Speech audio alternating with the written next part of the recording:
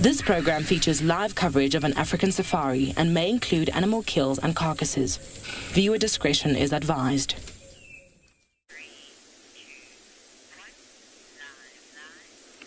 Good afternoon, everyone.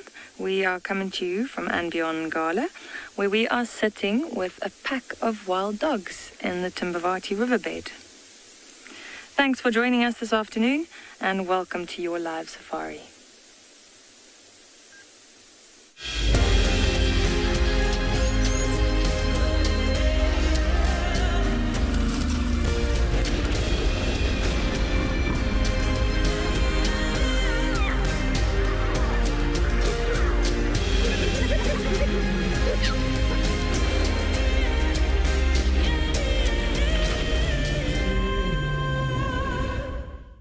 Afternoon, and welcome back to Ngala, where we are starting with some wild dogs in the riverbed, and what a treat that is.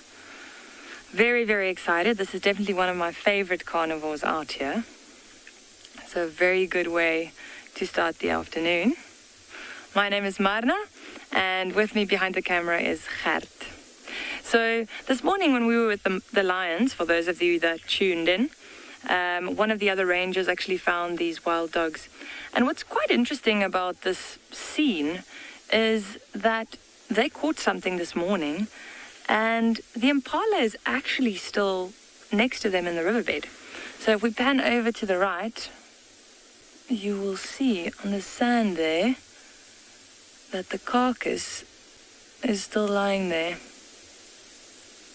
Now notice how the ribs and the bones, everything has been picked clean.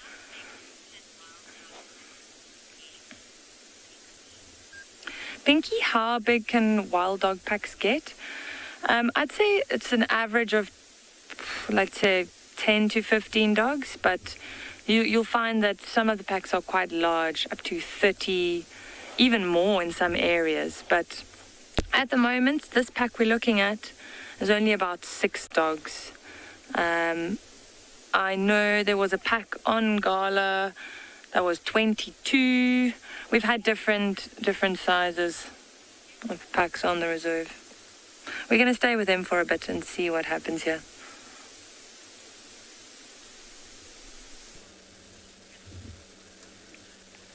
Good afternoon, everyone. We have just witnessed the most wonderful thing. The Wahlberg's eco pair have just mated. They're now grooming one another. It's wonderful. The dark one at the back is the female. The pale one at the front is the male, and we actually know this pair. This is the Wahlberg's Nest Road pair. That is where they nest every single year, and they have literally just mated. What a great start to a great day. My name is Lauren, and I do have Niels on camera, and unfortunately the weather here in Tswalu Game Reserve is not very pleasant. Chilly, windy, and extremely overcast, but that is just so wonderful. I've been waiting to see them together. I knew that the female, the dark one, had arrived, but I had not seen the male. Now, they're completely different colour morphs, but Wahlberg's eagles are monogamous and they stay together for the breeding season only. They're migrants, which is what I mean when I say arrived, and they're obviously getting ready for their little offspring ahead. I wonder if we'll get to see it again. It's so wonderful. They're very tender towards one another, they know one another, and they don't necessarily stay together as their pair when they leave the low veld. They may separate and only reunite a year later. So I think I'm going to sit here and see if we can catch them mating once again.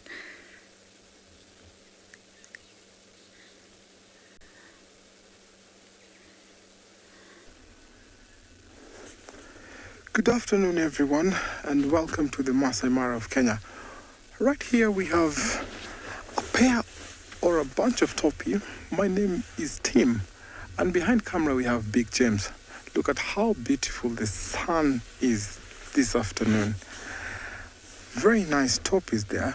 We have a breeding herd. We have mothers with their calves. These teeny tiny calves are just about a month old. So females will regroup at one place, and we call this maybe a nursery where they will be accompanying their calves out of danger. Look at that tiny one. tell you that calf can run as fast like the mother. Now, these toppies have picked up an open ground where they can watch from all directions. Look at how they've positioned themselves, each one looking from different direction. Maybe to be okay and sure that there's no predators walking around. Now, even though toppies have a sharp eye, these calves will fall vulnerable to predators, especially hyenas and even lions. So they've picked up this open space where it's good and quiet, where they'll be grazing.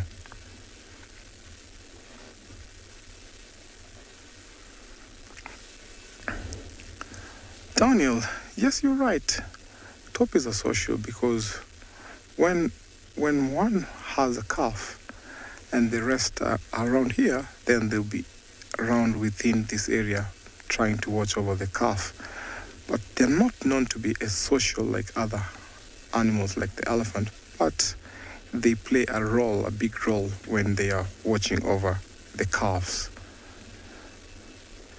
So these calves will be left here sometimes by themselves, and then their moms will go out to graze. A good indication that this is a safe place for them.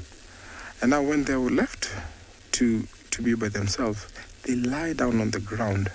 Look at how brown they are.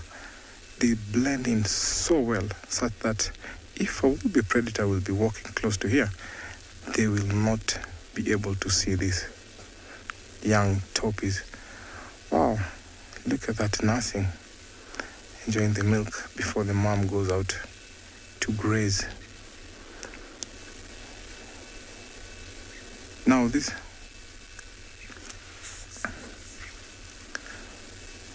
I think mom is not happy with the other calf. Come on, this is my milk time.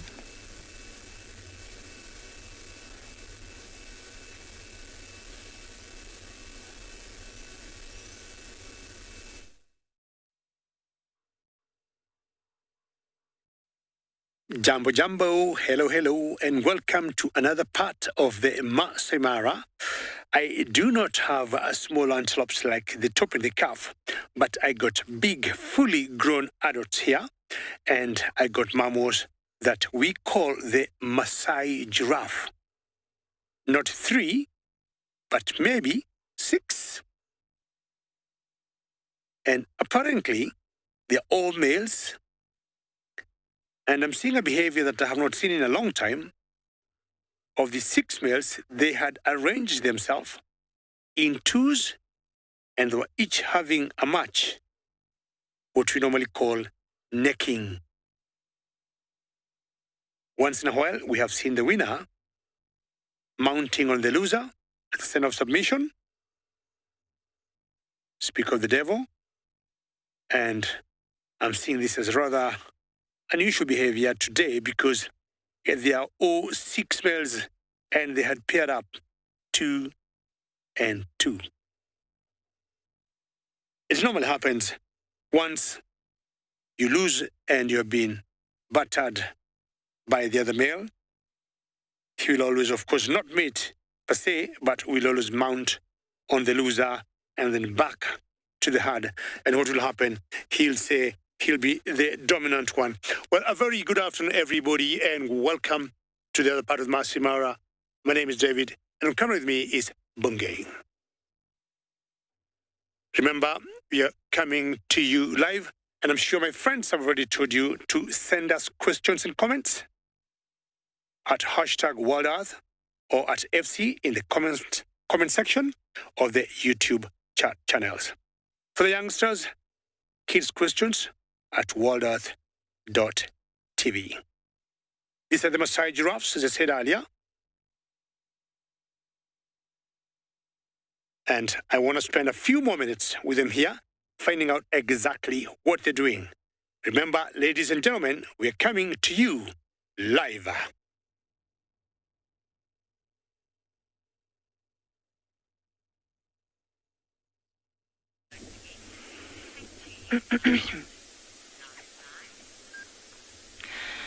So I would like you to sit and appreciate these wild dogs with us for a moment, or painted wolves. Whoops, that one almost rolled over. Painted wolves, as they're also known as. And I think the most striking thing at the moment are these big round ears. So those ears, it helps them to keep track of each other over long distances. And then also the coloration. If you look at the ones that are on their sides now, the white blotches there, the white on the front legs. And then also the only constant you can see there is pretty much the face. So that black muzzle. And then they all have a white tip to the tail, which you can see on the one in front here. You can see the tip of the tail there is white. Now, earlier we noticed that the one female has white that extends all the way down from the rump to the tail. And that dog we actually recognize. She's from the Auburn pack.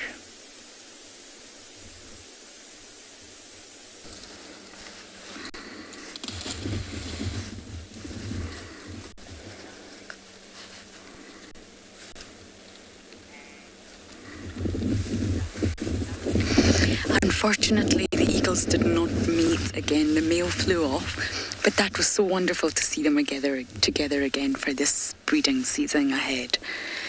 Now we've got elephants around us. I've got a lovely female here. She's slightly younger, she's a small female, and the rest of the herd are just behind her. There's still so much food around for the elephants. They're definitely on their winter diet right now. You can see this individual is sticks and branches. That has more impact on their molars than soft grasses do. So they're still on their winter diet, but once we really do get those rains, this landscape is just ready to grow. It's ready to flourish. There's already small shoots of grasses popping up from the really little amount of rain we've already had. But once those heavy summer rains come, this entire landscape is going to transform and the elephants will relish it. The soft, palatable grasses are easy for them to chew and it doesn't wear down the molars as quickly.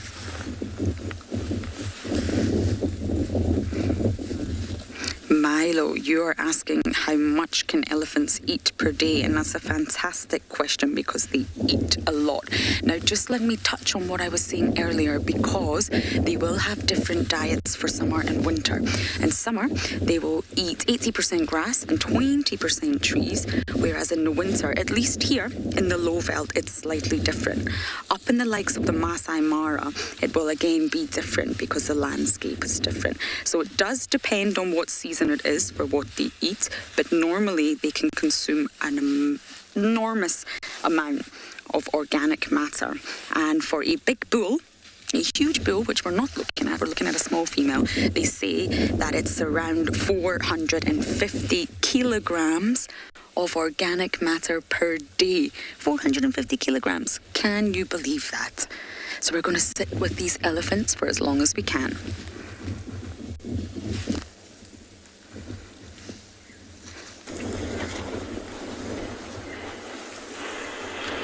I'm absolutely filled with joy this afternoon, even though it is quite windy here on Pridelands, because we have found one of my favorite herds of elephants. Hello everybody, my name is Taylor McCurdy and on camera with me today is Odie as usual, and as I said, we are here at Pridelands, which is part of Tswalu Game Reserve and also joins in the Greater Kruger National Park. So look at this. Okay, we'll find my favorite elephant in a minute, but there's an enormous one marching straight through the herd and he dwarfs all the other elephants. There's my favorite elephant. So this elephant is a girl that I like to call Susan. She is the sassiest elephant you'll ever meet in your entire life, but she has indeed calmed down a little bit. Now, I suspect she's somewhere between the age of about 10 and 13 years old, maybe 14 years old. So she's not fully grown, but you can see how small she is in comparison to that big, fully grown elephant bull. Look, and we actually think that she might be coming into estrus because at one point her behavior was just out of this world. She was so cheeky, she was so sassy, and she's very flirty with all the bulls, as you can see. So it's quite exciting, considering she's my favorite elephant, and hoping that in the near future, probably not relatively soon, because I've got a very long gestation period, but she'll have a calf. Now, Pele, we'll just talk about this big elephant that we're looking at right now. You've asked how big can they actually get. So this bull, just guessing now, probably weighs closer to 6 tons. So he is enormous. He is huge. So they can weigh, normal elephant bull probably weighs about 5.5 tons. So I'm just going to roll back. The reason why I'm just rolling slowly is because, hello boy. He's obviously quite curious in that female. Apologies if there's any breakup. And she moved towards us. Not that he is really interested in us. He just likes to, of course, tell us and remind us who's actually boss out here. So when they say the lions are the kings of the jungle, this is not true. The elephants really rule the African plains. Just going to move back a bit more. So the reason why I'm just going to keep going is I think he's testing all these females to see if any of them are coming into estrus at the moment. Oh, look at the tiny little baby. That's like a small little elephant. Look at that. Hello. Yes, come and stand next to this big elephant, please, so that we can show the world how small you are. So that elephant is definitely under the age of about a year old or so. But we're going to make sure that we just watch out and give this big one-tusked bull as much space as he needs.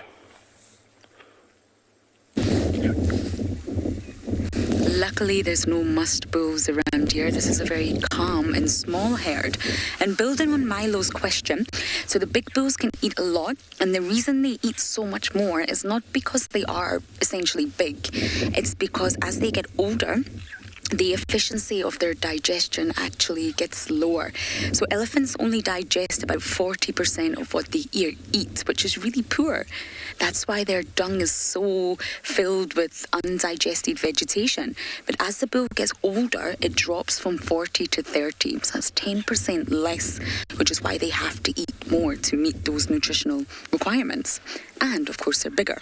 But I would say on average, a normal-sized elephant in females will eat between 170 to 200 kilograms of organic matter.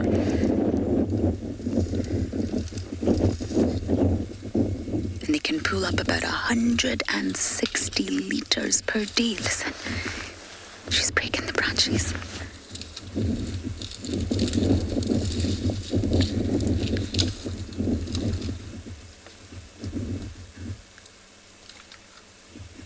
See, she's crunching the wood, and that's what wears down their teeth quicker. The winter diet's not great for an elephant. Harder to digest and has much higher impact on the teeth. Clearly looks delicious though.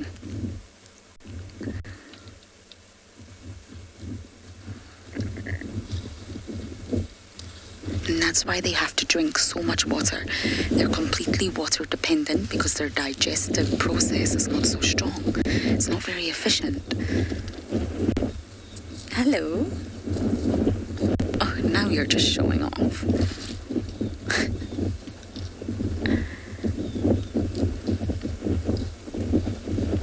You see the pink tongue? This is so wonderful. We're going to stay here a little bit longer before I go check the hyena den.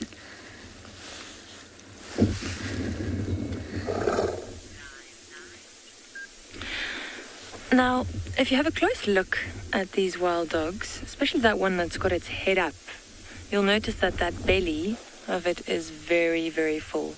So earlier when we had that impala carcass on screen, I mentioned that the bones have been picked clean, completely clean. So I doubt that these dogs actually finished that carcass. When we arrived in the riverbed, we had quite a few vultures sitting next to the carcass. So I believe they probably came down after the dogs had fed enough and they finished the rest of that carcass. Now, it's quite uncommon for the dogs to leave the carcass and then just sleep right next to it. Because as you can imagine, this carcass would attract other predators and scavengers, which these dogs obviously don't want. They're in the riverbed here, as mentioned before, and it's a nice open area, so at least they can see what's going on around them.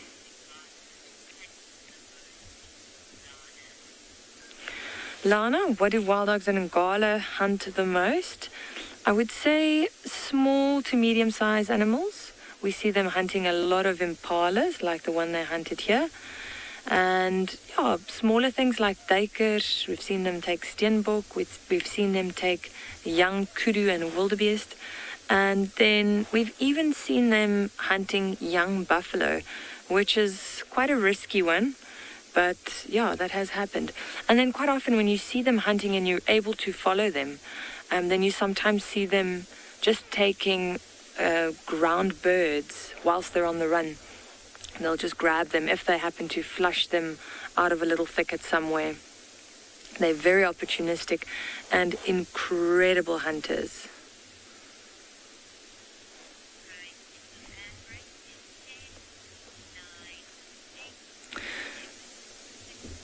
We're going to sit with them for a little bit longer and just see what they get up to.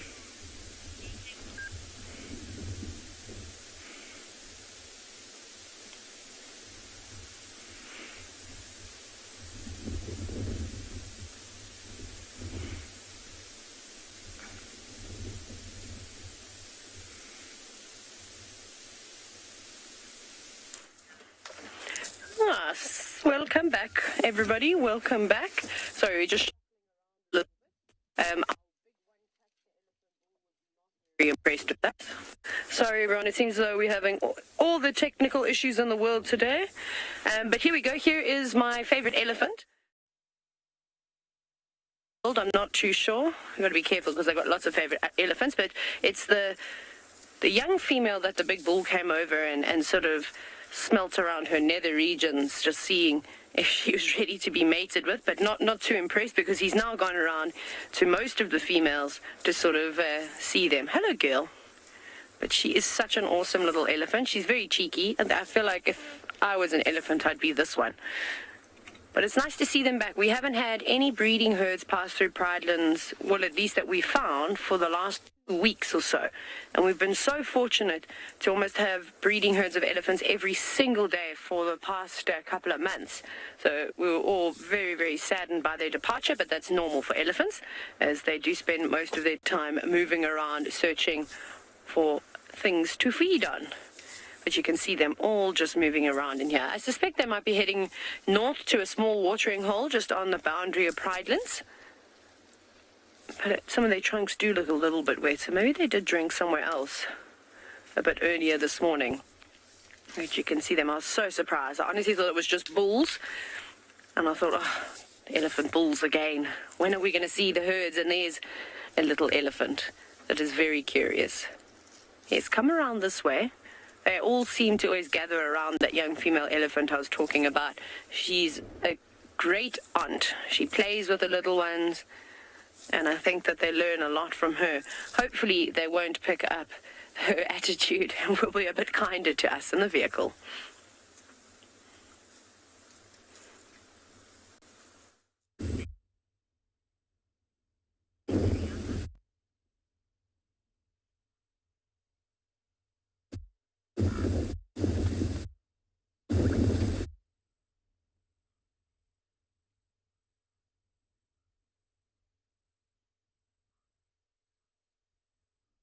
Elephants are very intelligent animals, and especially the matriarch, as they train their youngsters.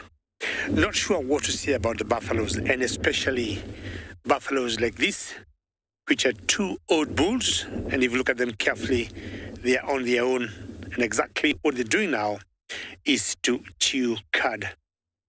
Got a scratch there. We all know buffaloes are ungulates that are ruminants. Just look at the face of that dagger boy. I've always said many times, buffaloes look very harmless. When you look at him, he's very docile. But in the part of Kenya that I come from, especially my village, buffaloes have done so much damage, followed by the hippos. You can see how he swings his jaws to just regrind what he had eaten earlier.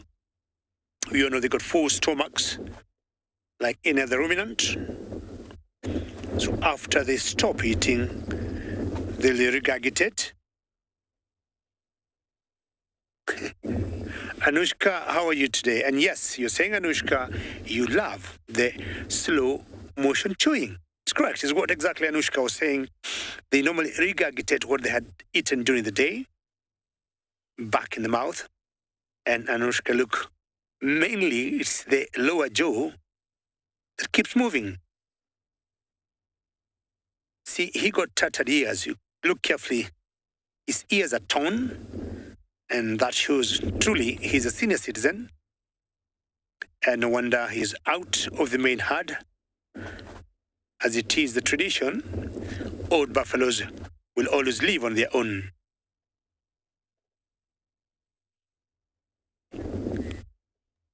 Fandan Nava, you're asking how long the buffaloes live for. 18 to 25 years is generally the lifespan of buffaloes. 18 to 25 years. And of course, it depends from one population or from one individual to another. Now, these are the buffaloes you don't want to play with, the males. If you look carefully, there are 2 of them, and one has laid down, and they always gang up like this, and as they retire or as they age, they live on their own. They become very easy candidates for predators like lions. We have seen lions choosing the old buffaloes.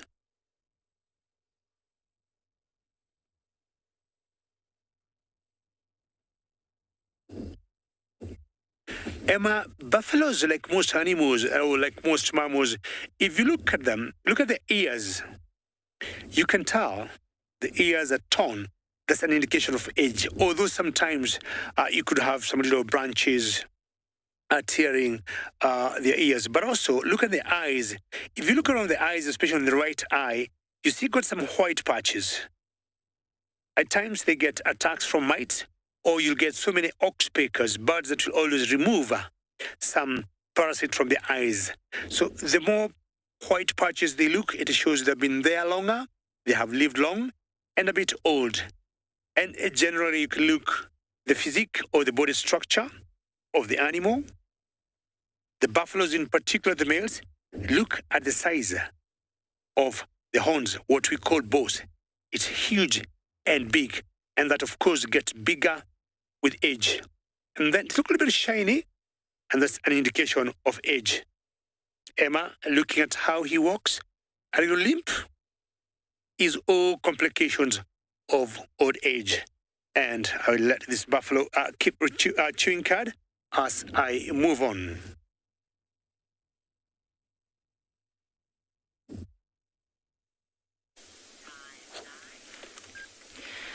So we are currently sitting downwind from these wild dogs, and as mentioned earlier, they've all got full bellies full of protein.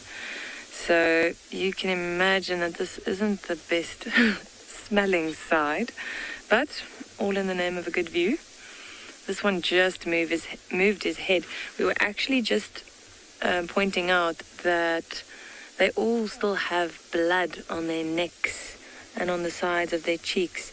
Now, I don't know if you can see through this little reed here, but just behind the ears, in the middle there, you can still see like a reddish tinge. Still quite dirty. Now, the other day, I think we were sitting with lions and someone asked a question about which carnivores are the cleanest. And I mentioned that wild dogs are definitely don't take that prize. And quite often after you've seen them feeding, they'll be full of blood. And for those of you that have seen wild dogs in the wild or in real life, I guess, and that have smelled them, they've got quite a pungent smell to them. And it's almost like urine and blood mixture, if I could describe it like that. It's an interesting smell. Oh, we're quickly linking to some lions.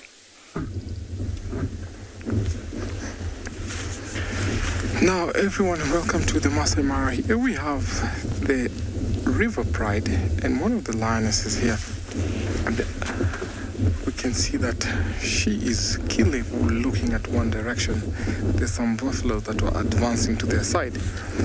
Now, a little while earlier, the other lioness was roaring, maybe making a contact call. Now they've all decided to move to a different direction. But still, that one is not convinced to move. She's still staring at the buffaloes while watching the rest of her sisters. Now they are moved over to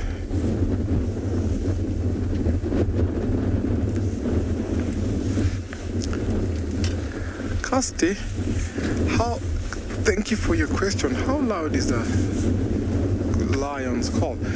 Now, a lion roar can be heard to up to 8 kilometers away. But for lions, they can hear a lion roar for up to 10 kilometers away.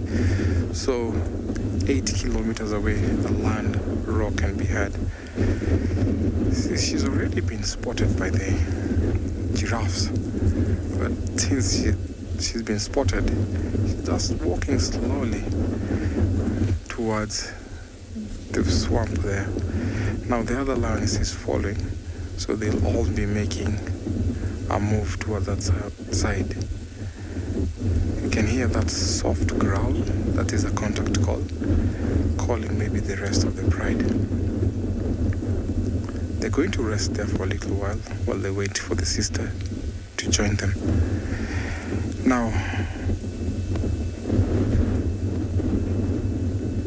the giraffe will not take their eyes off these lions because they know there might be food anytime soon.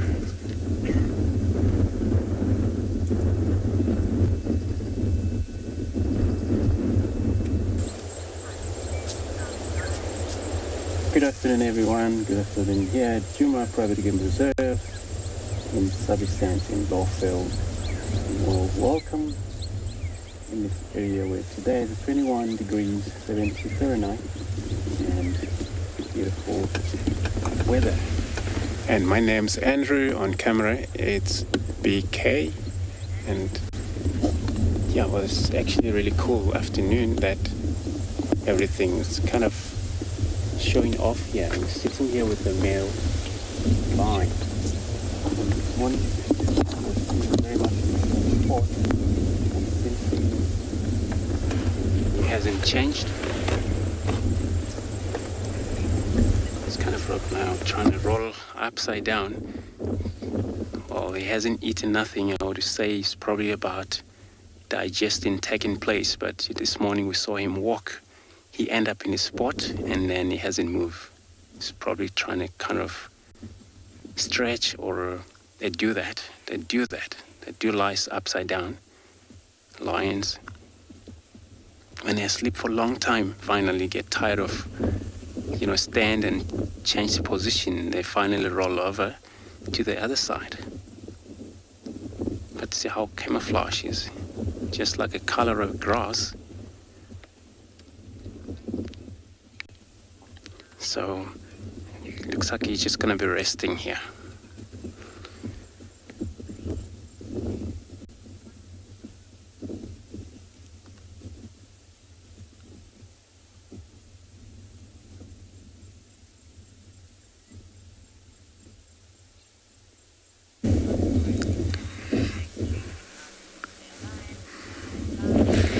Found one of my favorites clinging on for dear life. It's not a hyena, in case you were confused. It's a flap-necked chameleon. Hello, handsome. Or maybe beautiful. It's very difficult to sex them. They do say that you can look at the spurs on the back of the hind legs, but it's not as simple as that. And chameleons are generally said to be the quick change artists of the animal kingdom, but they're really actually quite poor at colour change. I mean, they're far better than humans, of course, but they're not that good at it. The process is extremely slow, and they're not camouflaging because they're already cryptic. So that's why it doesn't have to be fast. They're not trying to hide from predators or blend into the background because they already blend in. Niels will zoom out a little bit and show you really how well camouflaged this little individual is. Cold temperatures are not easy for reptiles, see? Right at the bottom there. So camouflage. So that's why the colour change process is really not quick. Why it changes colour is broadcasting its mood. It's unhappy. It's sleepy. It's in breeding season and it's looking for a lady. Many different things, and that's why it colour changes, not to blend into the background.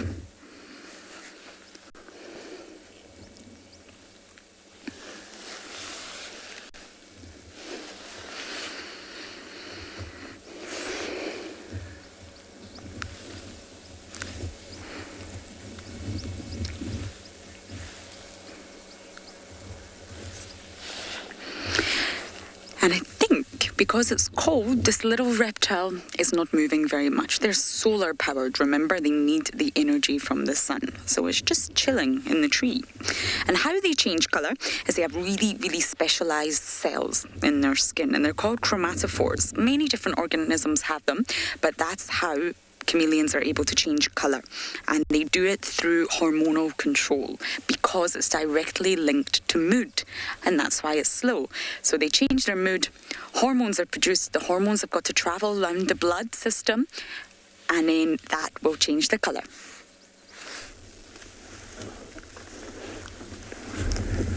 Now it seems like the buffalo is not happy with the lions. It's scaring and chasing them away. Look at the river pride, they're all walking away from the buffalo. You don't want to mess with that angry buffalo. Now these lionesses have calves, so they know they have to hunt on a regular basis, but you don't want to mess with such a big prey like that. Now buffaloes, they're not intimidated by lions, and whenever there's a lion or a predator within their vicinity, they always scare them away. Wow, look at that. That buffalo is mean. Doesn't want any lions within that area. But sometimes they fall trap when they're angry like that. They can fall prey to the lions because these three lionesses, I'm sure they're strong enough, experienced enough to take down that kind of buffalo. So if by any chance that buffalo gets stuck because it's too wet there, definitely those lions are going to go after her. But the lions seems like they've ignored and they don't want to go around with that buffalo, so they're going on their mission, maybe trying to look for something else. Now, this is the time that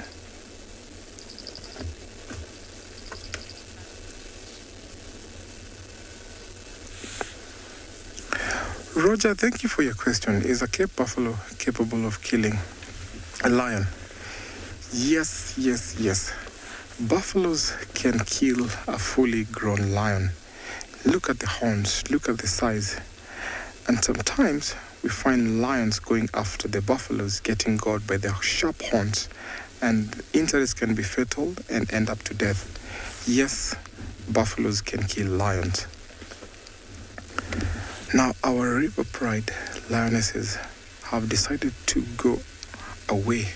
We have a big herd behind us, and so one of the buffaloes has decided to chase them away.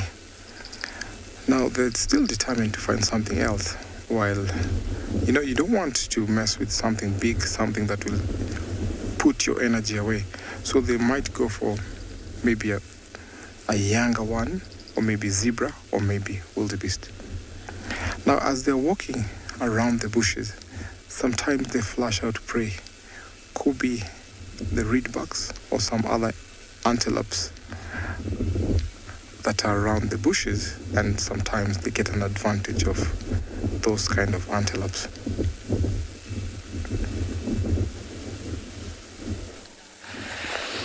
I don't want to leave this little guy, not just yet. You see, he's moving independently, 360 degrees, those eyes.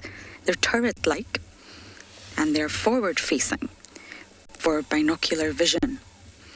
And And this is so that they can be very precise when capturing their prey. So they're looking at two vastly different pictures and their brain is processing that, which is just incredible. But I think I was talking about colour change. And when I say they're bad at it, I don't mean they're bad. They're just not the best. Cephalopods, which are your octopuses, your cuttlefish and your squids, that sort of category of animals, they are the best at colour change. And they use the colour change to blend in, to camouflage, and that's why it has to be fast. So they can't rely on hormonal control because that's far too slow for them. It's not going to save their life from a predator. It's not going to happen fast enough by the time the blood goes around their entire body. They're blue blood, of course. They don't have red blood. It's blue.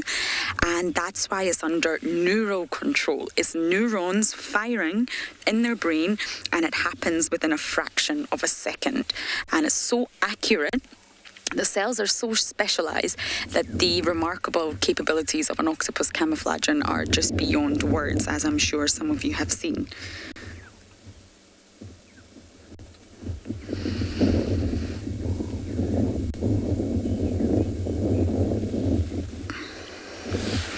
Liam, when this particular chameleon gets angry, they tend to go a little bit dark in colour, and black spots can appear on the body, and this is from melanophores. There's different types of chromatophores. You can break them down to xanthophores, which are your yellow and red pigments, iridophores, which are your sort of clear crystals that'll give that iridescence, and then you have your melanophores, and that's black pigment. So there's different types of chromatophores, and he will go a little bit black if he's not happy.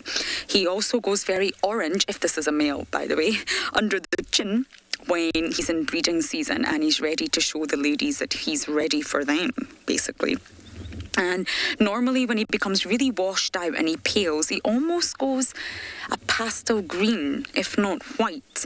And that's when he's resting and his metabolism is slowing down and he's going to sleep. And that's why it's a little bit easier to find chameleons at night through the spotlight, because they sort of glow yellow in the spotlight. But they are diurnal. They're not nocturnal. They're just resting. And that's why their colour is changing.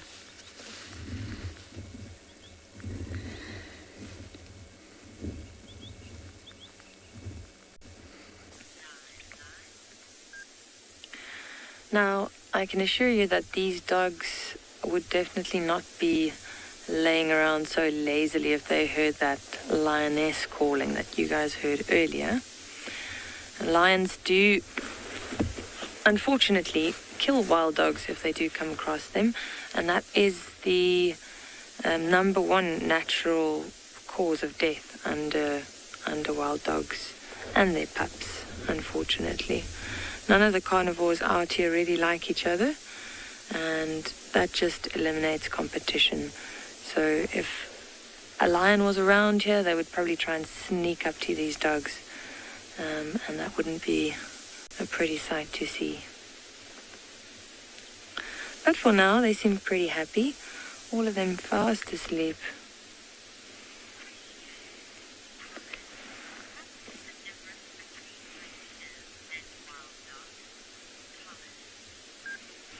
Thomas, what's the difference between hyenas and wild dogs?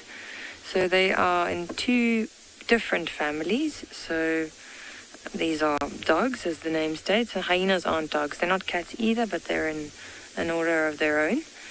And then looks-wise, the hyenas have that sloping back, you know, those really strong front legs or front quarters, and the shorter back legs, whereas wild dogs have these long, almost skinny legs, straight back. The wild dogs have these big round ears that I pointed out earlier, whereas hyenas don't have that.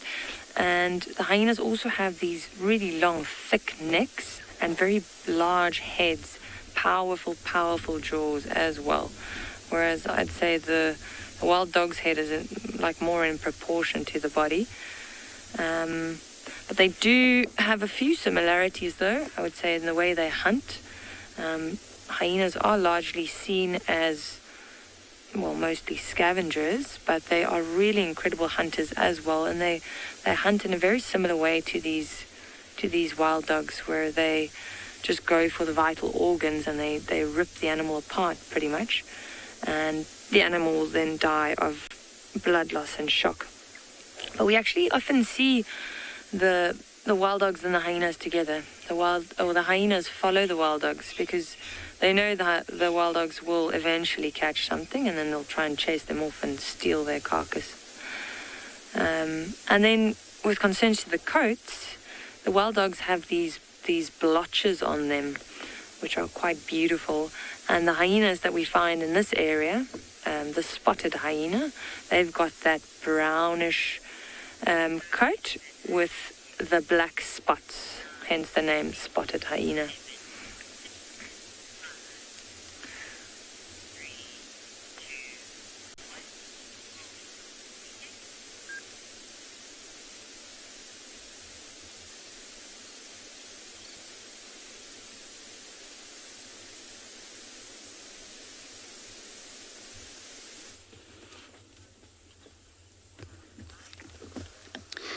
Beautiful, so Ismail Lion, he's now sleeping flat again, but now his whole legs are down.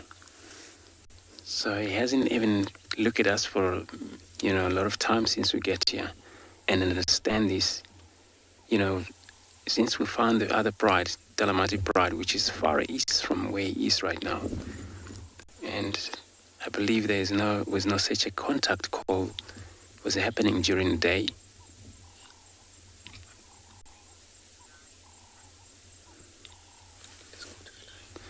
So he's just gonna be sleeping down here for now.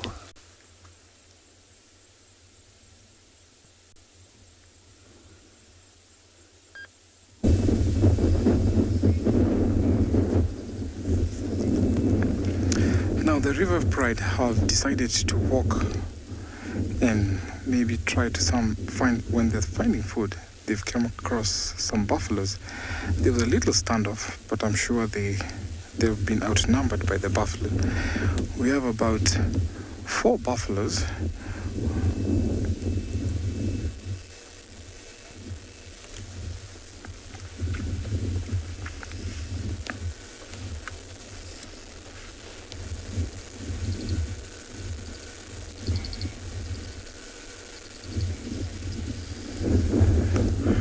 Now the River Pride have decided to carry on with their hunting mode. They are on the stroll trying to find something. A little while earlier, there was a standoff between the buffaloes and the lion. Now my name is Tim, and behind camera we have Big James. We've been following the River Pride here, who seems like they want to find something for their cubs. Now, lions have to hunt on a regular basis, especially when they have cubs. This is because they're still nursing, the cubs are still young, so they lose a lot of energy.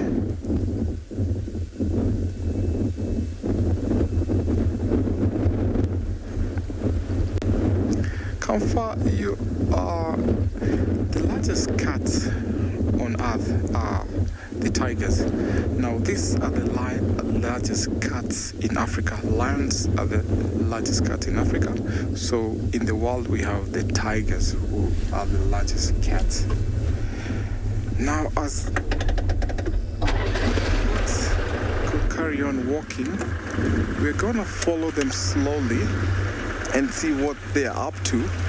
I'm sure we'll be in for a surprise because they seem so much determined by the way they look. Slowly walking in a hunting mode. That is how lions walk when they want to find something to eat. Stroll like that, slowly in a small, slow pace where they cannot deter away prey. Now, this is the River Pride. A little while earlier, they tried to get into confrontation with the buffaloes. So we're going to follow them closely at not a very close distance, but a safe distance where we will not disturb them at all.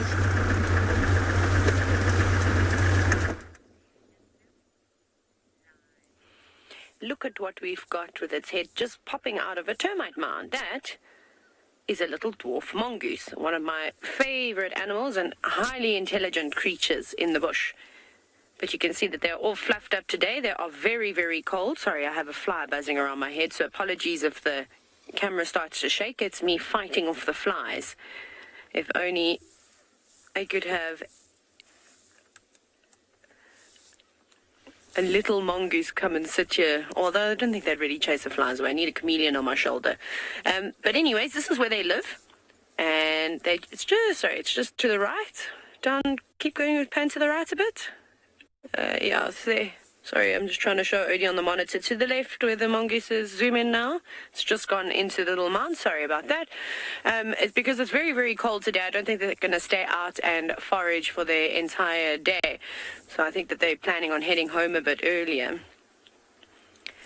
Jennifer, they are indeed so cute. They are very precious. I was hoping that they'd hang around and stay out a bit more, but the wind is starting to pick up, and now that it's obviously getting later in the day, it's quite chilly. So I imagine most of the morning, or maybe even just the middle of the day, they would have come out and gone around and scurrying through all the grass and dead leaves looking for delicious insects. I don't know how much luck they would have had with finding any reptiles on a cool day like today. Actually, I don't know if foraging would have gone very well at all. I would have just stayed in bed. But that's what they're going to do. And it's nice and warm inside there. If you were to stick your hand into one of those openings where that termite mound is, you'll feel the hot air sort of rushing out. It's really, really quite nice. So there is no need for them to come out here. I've been looking around and listening to see and hear if I can see any more of the dwarf mongoose, but I cannot. So I think the others might be in there already. So normally if you sit really quietly, they're very vocal and they communicate with one another. You can sort of hear these high-pitched sort of squeaks. I'm not going to try and imitate it for you, but I can't hear that. So that kind of says to me that they're probably all inside the termite mound.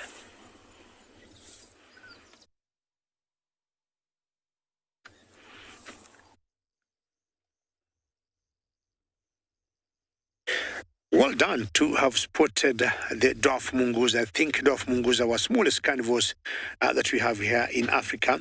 And I think I also got very special birds. Do you want me to back up, Bungay?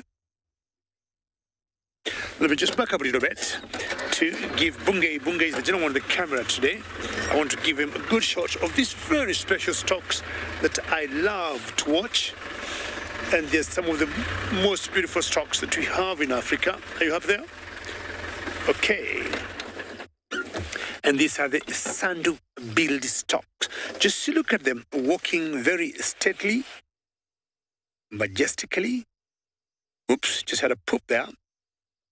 If you're so careful, it was all white. Lots of carnivores they eat. Just look at the walking gait. Very stately. It's a male and a female. Sandu-billed stock. And I would say this could be the tallest stock that we got in East Africa, probably in Africa.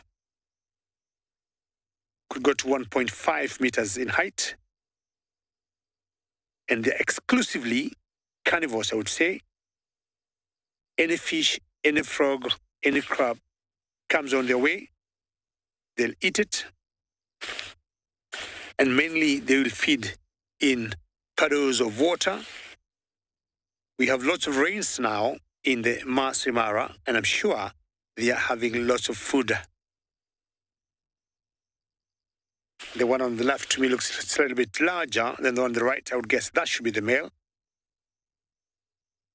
But the males will also have a small little yellow wattle under their neck. And other difference between the two, the male will have a dark brown eye and the female will have a yellow eye. Although sometimes from a distance could be very difficult to tell males from females.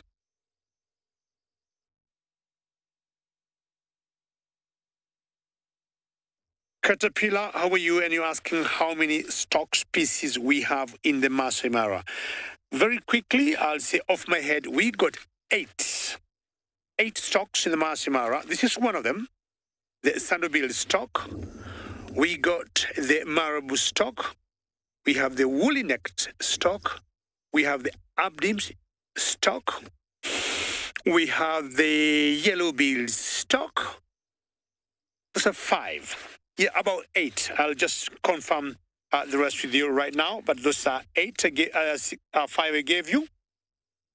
And then which one am I missing? We have the marabou stock. We have the sandal-billed stock. And which stock? We have black stock. We have the open-billed stock. And I think that makes 6, not forgetting the abdims stock. Yeah, about 8 stocks that we have in the Mara. 2, 3, 4, 5, 6, 7. Yes. And once in a while, caterpillar, we also see the shoe-bill stock, but it's very rare. In the Mara, I would say that we have about 7. I'll spend a few more minutes here watching these majestic stocks as they continue feeding. And these wild dogs are still sleeping. So normally, they would hunt early in the mornings and then late afternoons.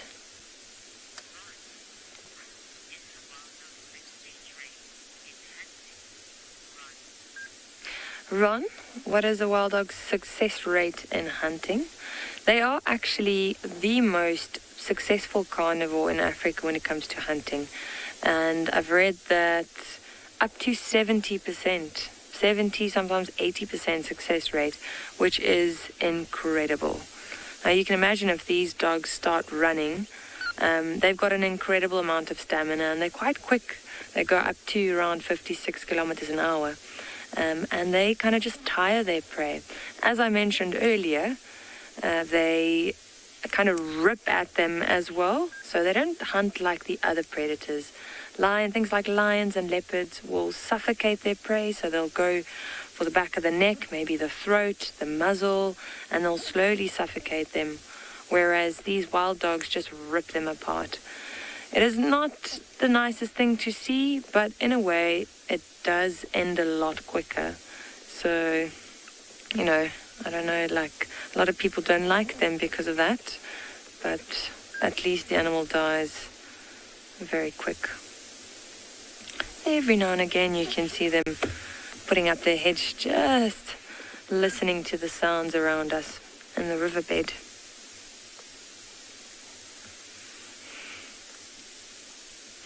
Very lazy. Please remember to send through all your questions and comments. And thanks for joining us this afternoon.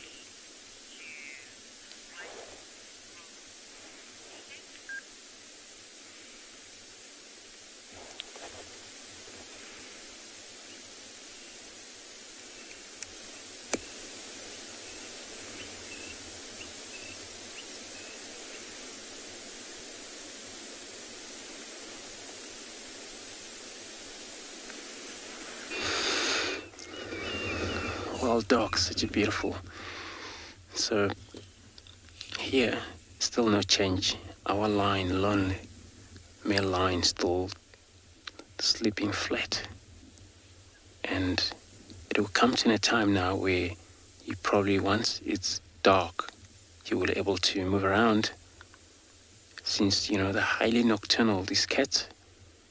But that doesn't mean that they won't move during the day.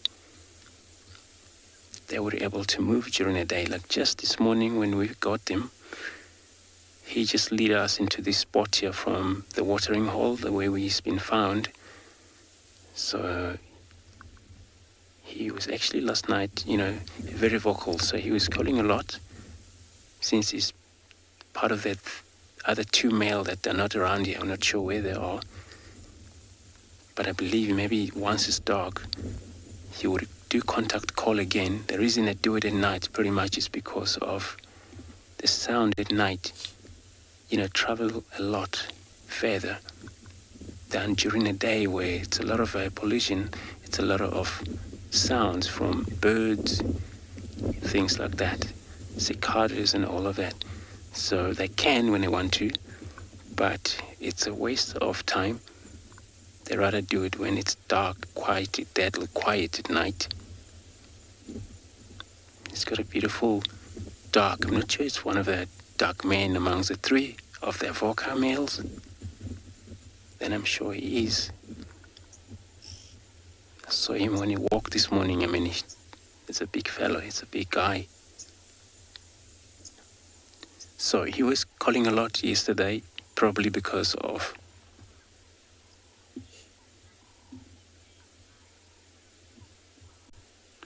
Mark. Welcome to the show.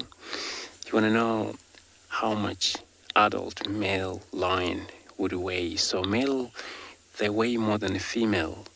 So a male would weigh anything from 200 kg to 130 kg possibly. And then female, somewhere around 150, 170 if that's a fully growing. So that's average weight for such a big male like this. I can go up to about more than 230 sometimes, depending on a gene pool. In this cat, sometimes you find some gene pool, these body get bigger much than the rest. And of course, single male like this, he can take a buffalo down by himself if he's brave enough to do it. It's so that, on buffalo is so much work to do, and it's not easy animal to die quickly. Sometimes lion get tired and give up. But, he's very good on that. I'm gonna sit here, see what happened.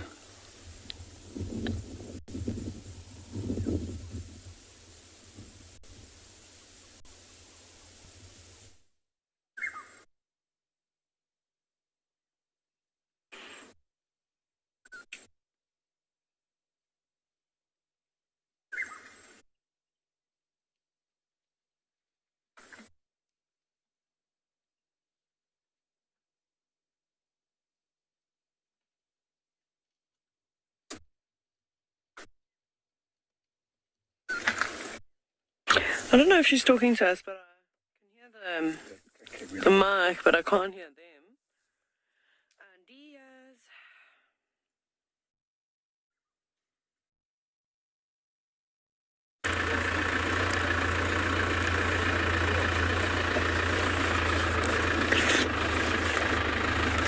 So sorry, ladies and gentlemen.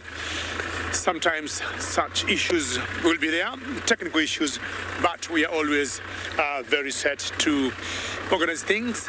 You'd imagine when we broadcast all the way from Africa here in the African wilderness, we'll face some technical challenges. Now, I've come to this area, I've not been for quite some time, because a leopardess here called Romy, and this is her territory, all what you see here. But when I didn't come, you can see how the car is going. This is because of the rains we have been having in the Masai Mara, but luckily we got very good four-wheel drive vehicles.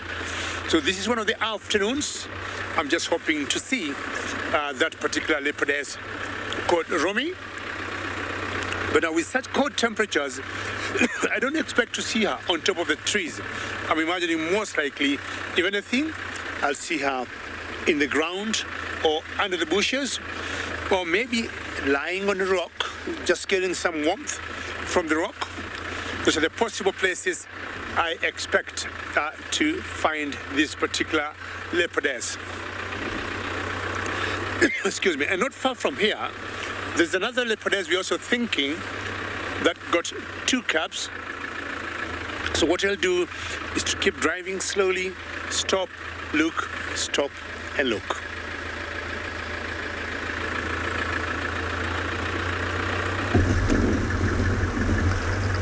Greetings everyone and good afternoon. Welcome to the Mara. We have a pride of lions here. We call them the River Pride. They are out on a stalking game. They are walking here, trying to find something to put onto their dinner menu. Now, my name is Tim, and behind camera we have Big James. We are so much excited of this sighting because these lionesses have cubs. They have 4 cubs, and we are so happy to see that they'll be going to find something to eat, because lions when they have cubs, they nurse on a regular basis, and this means that they have to hunt often. Now, this is how they choose to walk when they on a hunting mode. Now look at how they are walking in unison, very softly, not to deter away prey. This is so common that when you see lionesses or lions walking like this, you definitely know that they're up to something. See, they're walking in single file. You can see how they're softly just walking on the road. Now, before earlier, they tried to stand off between them and some buffaloes, but then the buffaloes won. We saw a buffalo just chase them away. I'm sure they're going for a different kind of prey. Now, the direction they're heading is where we had lots of herds from wildebeest and zebra.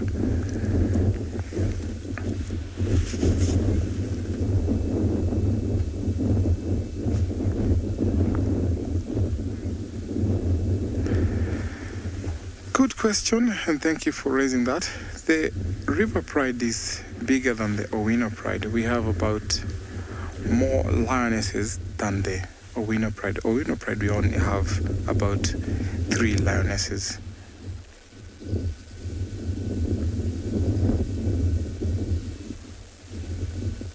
So they're walking slowly, and we're going just to follow them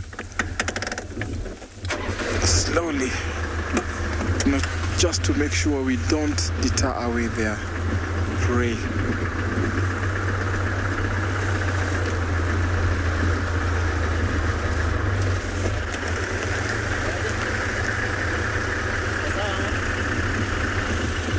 Now,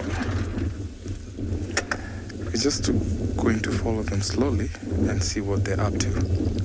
I'm sure we're crossing fingers for them to find something this evening. Well done, team. Follow those lionesses. And ladies and gentlemen, it's just a few minutes ago, or is it seconds ago? Okay, minutes ago, I was talking of a leopardess, and I said why I specifically came to this area. We have always known out of the many years we have been in the African wilderness that some animals like lions, leopards are territorial.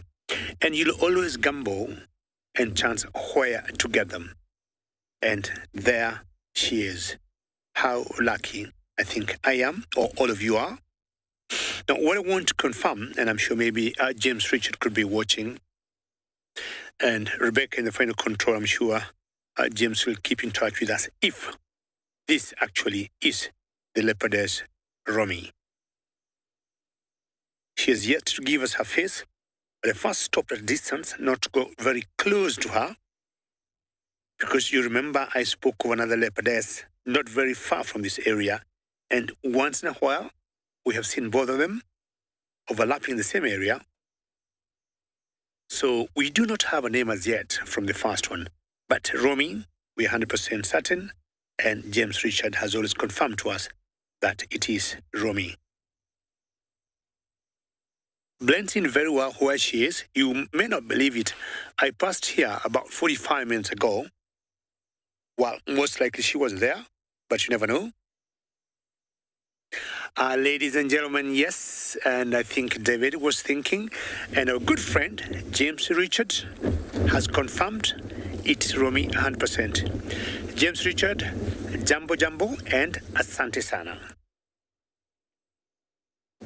Hello, Romy. Thank you for showing up. We're very proud of you. Not exactly saying she reminds me of Talamba in Juma, but she's one girl that is very calm, and like the other female that we have seen, who is always very shy. Romy will rest. She will give you all the angles you want to take her photographs. She's very photogenic and doesn't seem bothered, by either cars or people. Of course, people behave well. I do. It's only Bungay who will move his camera once in a while, depending on what he wants to show you. I wouldn't even have an idea how old Romy is. But maybe the more I see her, it'll give me, a rough estimate of how old she could be. See how windy it is?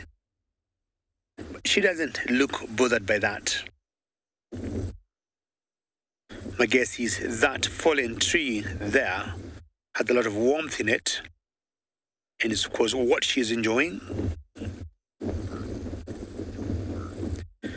And the wind just blowing the elephant grass. She keeps looking on her left if she's left-handed. I'm not sure what she could be looking at. The 2, 3, 4 times I've seen Romy, I haven't seen her with a kill. But I would imagine she hunts like any other leopardess or leopard and maybe stashes her kill in those thickets that Bungay is showing you. Because as soon as she's out of sight, direction she is facing, that's most likely where she goes to bed. Either on top of a tree, under some rock when it's cold, or in a particular den, in the thickets there. Those are areas nobody goes there. If anybody, could be the game rangers, but you have no roads that could at least have an idea where she stays for the night. Remember, all this is live to you. Questions and comments are very welcome. Hashtag World Earth or at FC in the comment section of the YouTube chat channels. Should you want to know more about this beautiful girl here called Romy. She has even taken a more comfortable position than before, indicating that she is very comfortable with us. She's not going anywhere. Look at her belly. And you can tell she is not panting at all.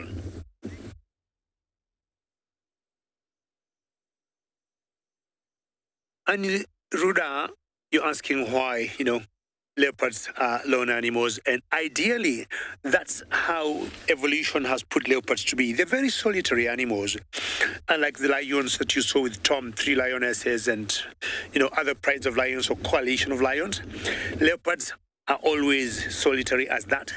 But here Ruda is, even being solitary, leopards are able to survive. They are able to take care of themselves. They are able to hunt. They are able to do what they need to do to survive. But you notice in Luda, other animals or other cats, for example, lions, they need to be social to survive. I mean, when they go hunting, you notice many times they go for big prey. So the bigger the number, the easier it is for them to bring a prey down. A leopard will get, for example, a duiker, some small antelopes, like impalas, grand gazelles. Sometimes you see them hunting small little birds, which is enough meal for one leopard or leopardess.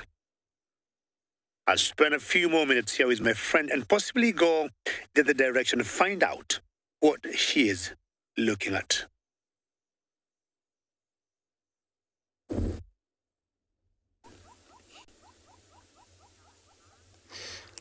Beautiful, leopards are beautiful out there. From leopard to a male lion lying here, right close to us. You would imagine, it looks like once he had actually raised his head up. It looks like there's another audio coming from the south. Could be another male there or another pride. Understanding in this area yesterday was 2 prides, Nkuhuma and Talamati. They were in the area. And it looks like in Nkuhuma they went back south again across the southern border. And then if that's the case, be calling out there. So, but he hasn't responded. He only look and lie down again. So he's probably waiting for a more of an audio. Maybe later he'll respond. I'm not sure. But yeah, he can see how he just doesn't really bother at all by us. Even though birds calling from the background, that doesn't really worry him. The wind died down. So it's a good result that he could pick up an audio from distances, like he just picked up right now. So once it's dark, he'll probably move, probably go drink and focus on locating the rest of the partners, his partners. But probably he will do a lot of vocal again, because this is how they would be able to hook up again with the rest. So sense the smells, hearing as well, as you could pick up an audio from distance, is one of the, the main tract of one another.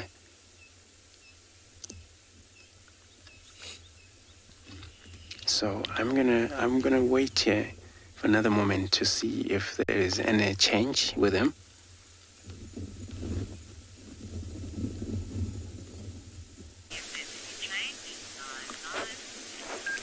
Welcome back to Ngala. So we've left those wild dogs in the riverbed for the other vehicles to also have a look.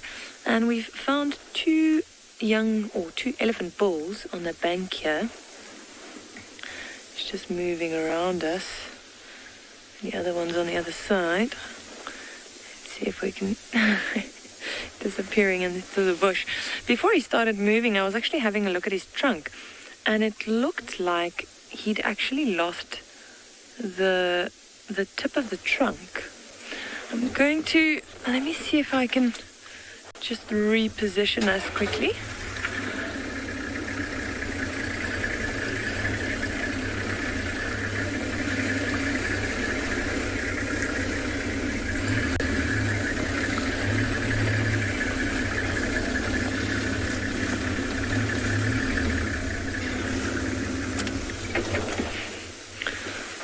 Let's see.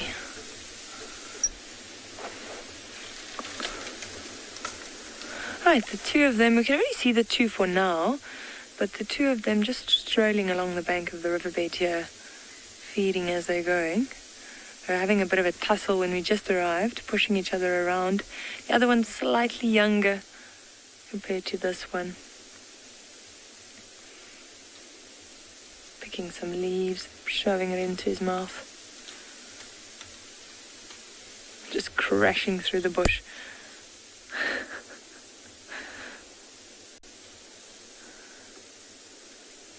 It's incredible how they just disappear in this vegetation.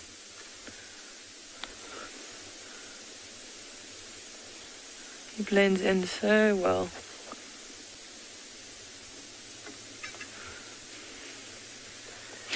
Maybe we'll have a nice view of the one in front. Let's see.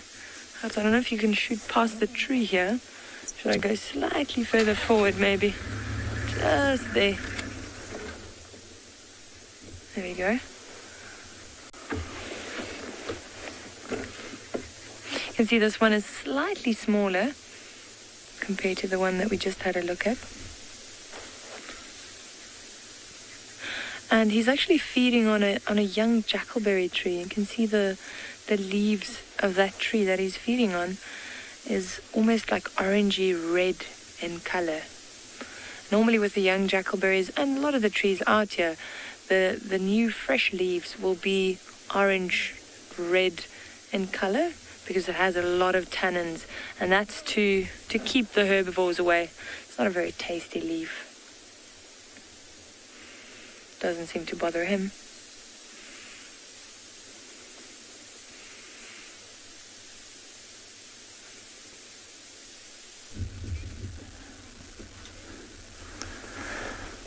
Now our river pride is still on the patrol, still determined to find something to eat. Now they've walked up to maybe 2 kilometers now from where they are right now, and still determined to head where there's lots of plains game. Now lions or predators will be attracted moving to where there's prey. So depending with the movement of prey, that is how lions will keep on moving. So we're not sure what they're going to for, because we're not sure what is around this area, but definitely they're up to something. We had wildebeest and zebras around not far from where they're heading. With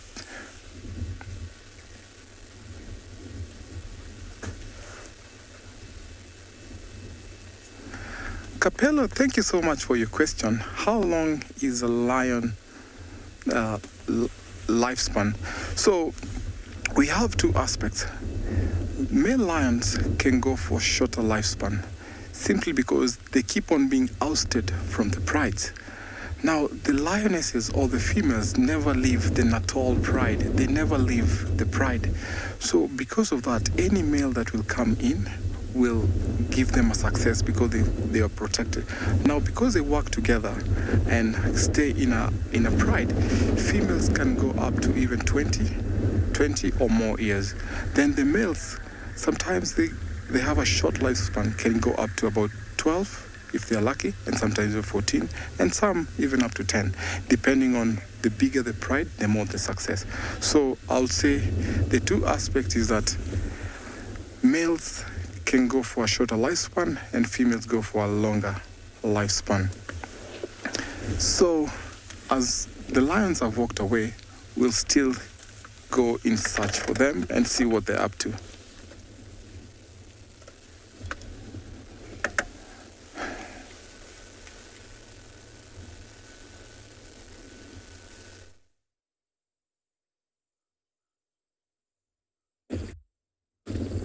That's very true, team. And apparently it could be the same lifespans here for the leopards. And leopards in general, we live anything between 12 years to 17 years. And somehow the females is slightly bit longer than the males. Now, I just repositioned and I came to that position where you can see Romy Shoo. I'm not going to say dead asleep because you can see her opening her eyes. And I was talking, if you look at her belly, earlier I was talking about, if you look at her belly carefully, she doesn't seem to be panting because the temperatures have gotten so low. Some nice breeze blowing from one side, from those, you can tell from the magic angore trees and those young trees of the East African greenheart. But ideally, it's pretty cool. And if she's getting some nice warmth from that dead tree log there, she's just bound to have a nap. Linda, great comment. Yes, you're saying gorgeous. Truly, Linda, she is a gorgeous girl. She's very beautiful. Many thanks, Linda. And Linda, should you have a question on the same girl here, please don't be shy. She opens her eyes once in a while, twitches her ears,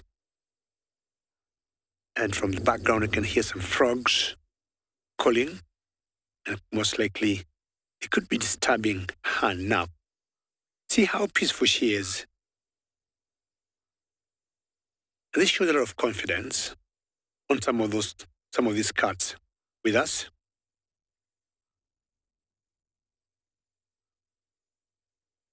Team, you're asking if leopards are rare to find in the Mara. Not really. Leopards are there. But you remember I was showing you earlier, or Bungay on the camera showing you some thickets that we have no access. There's no infrastructure for us to get to those areas. And if you look at the vegetation of some areas like the Sambisans in Kruger National Park and the Masai Mara Game Reserve, it's huge difference. Just look at that, team. The trees or the vegetation here, huge trees. It's very difficult for us to go in, but leopards are there. We could see this leopard, maybe drive on the way home, spot another one, but leopards are there. It's only that we do not see them as maybe they're spotted in South Africa. What are you looking at, Romy? Since I was on the other side, I kept seeing her facing that direction, but apparently these cats will see stuff that we don't see. They could be, or she could be spotting a prey somewhere, and maybe as darkness falls, she'll slowly go and bring it down for dinner. But definitely you can tell she is looking at something. Team, look at those trees. Tell me where or how could you spot a leopard behind or by those trees? So we normally drive very slowly, because you've got roads by the edge of the forest, and we keep looking. But way in there, out of love of nature, we don't have any designated route where you can drive.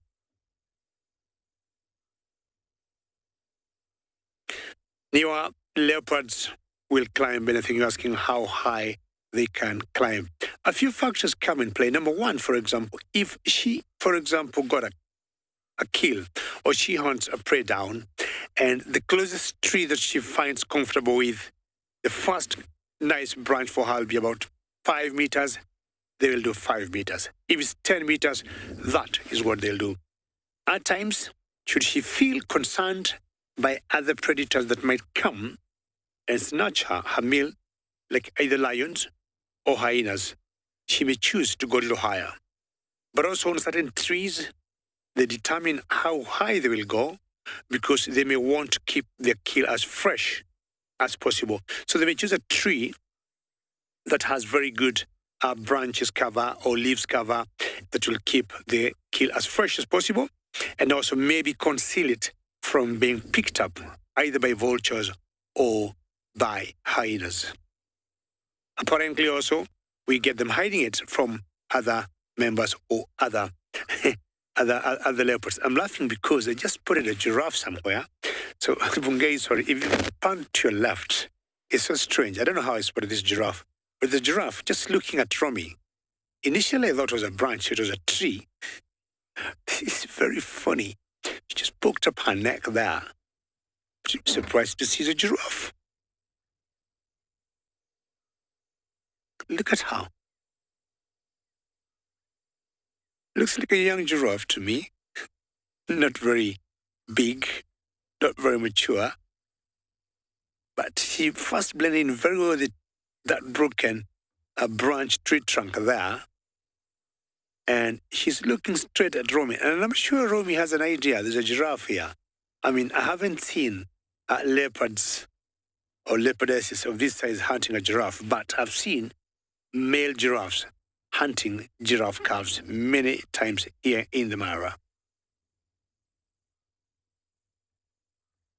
Isn't it wonderful? Just to know, Rami has no idea. Look at, I'm guessing they're like 20 meters apart. Romy and the giraffe. The giraffe might be walking away because the giraffe has to be sure that Romy is not seeing her. But Romy is not bothered and she's just enjoying her afternoon snooze.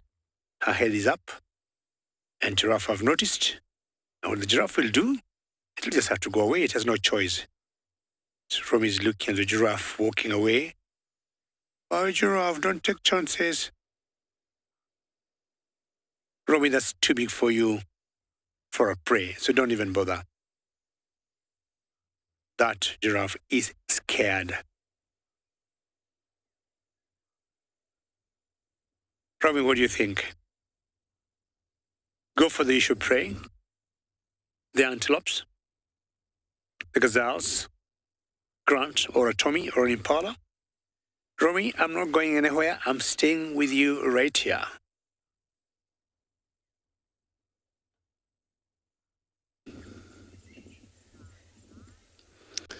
Beautiful. You know, cats like leopard, they all like to lie and be well camouflaged, just like our lion over here. But he's not actually really well camouflaged since he's actually put his back leg up. And he's probably trying to, I would dream, it's taking place. I would assume so. And of course, he probably gets some scent where was a girl around here last night. This is what probably make him do that. It's unusual, but it's usual for lions to be able to make sure that they're a male. So maybe it happens that the other bride returned to the area here, or he would go look for the bride. Since it's no response from him, he doesn't actually respond. There was a call, but he didn't respond. So he's probably maybe noticed that another male calling somewhere. Maybe he probably doesn't really want males. He's probably focusing on finding the females.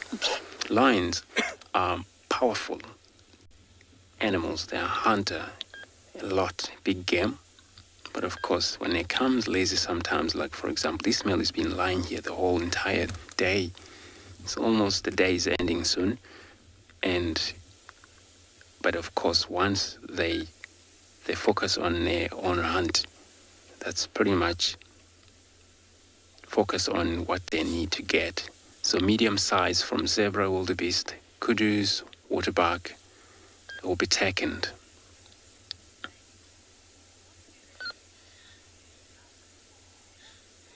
Blake, you want to know how... Welcome to the show, first of all. And the reason you want to know why the lions usually sleeping, putting their legs up. Female can do that sometimes, not only males, just because of maybe trying to make sure the cool system is taking place.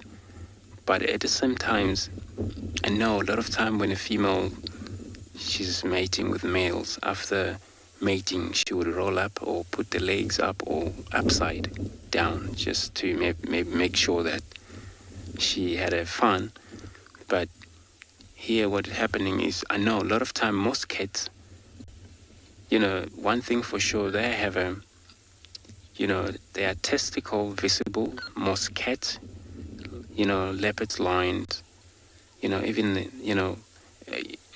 wild dogs, but that's because of the temperatures they deserve all the time. So that's all about that, and they don't really spend a lot of time trying to, especially on the move. So they move comfortably than the other animal can. If you want to talk about buffalo, any cattle, cows, when they run, especially bulls, and they have a problem with running around, controlling themselves. So, but with the cats, they move quite comfortably, since all their sexual parts, it's right at the back end, and there's nothing between their foreleg.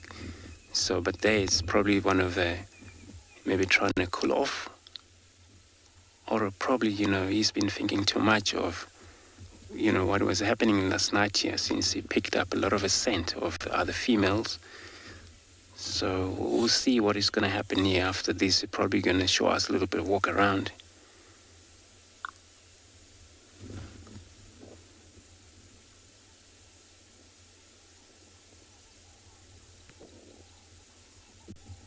The river pride is still on the prowl, still searching for prey. Look at how they're walking. One of them stopping to wait and check, and then taking course following the rest. Now these three seem like they have a big mission.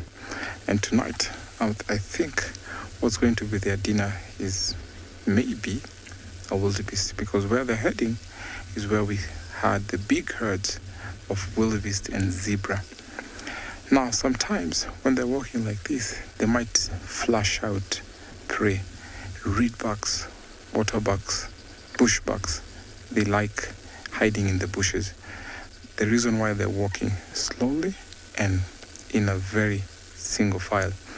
Now also, when they're walking like that, they get to sniff the scent trail left by the prey or the plains game as they're walking. Remember, we're coming to you live. #WildEarth.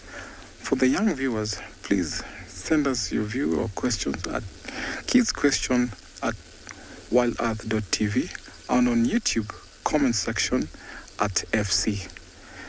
For those who are joining us now, this is the River Pride. So the River Pride is big, and some of the lionesses have split up, especially these three, because they have 4 young ones. And when lionesses have cubs who are younger than maybe 4 or 5 months, they split themselves, isolate themselves from the pride. And then later on, maybe when they're about 6 or 7 months, they'll be introduced later to the pride. So these three, back to their mission again, we're going to wait and follow them closely to see what they're up to and if they'll be lucky this evening.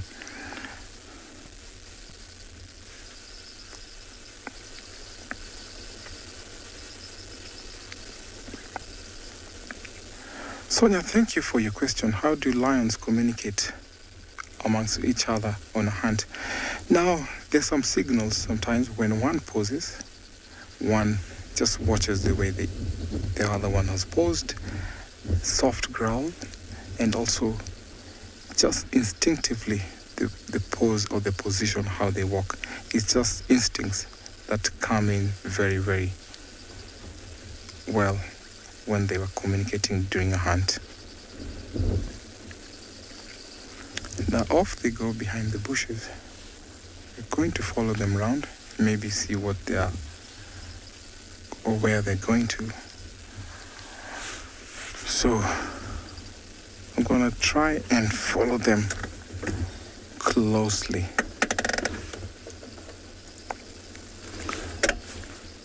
You can see the vast savanna and the grassland. See how these lions are blending in. From a distance you can't really tell if they're lions there.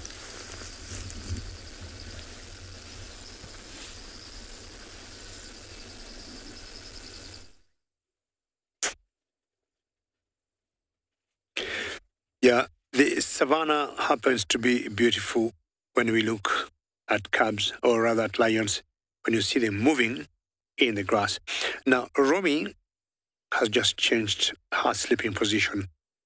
And for those of you who are joining us now, this is a leopardess by the name Romy. And initially she had a different sleeping position, like crouching. And she saw a giraffe. She looked at a giraffe. The giraffe looked at her. And the giraffe left. But I'm thinking the giraffe did not go very far. What I want to do is just to back up a little bit. And we have a look at this giraffe here. Hold on, Bungay.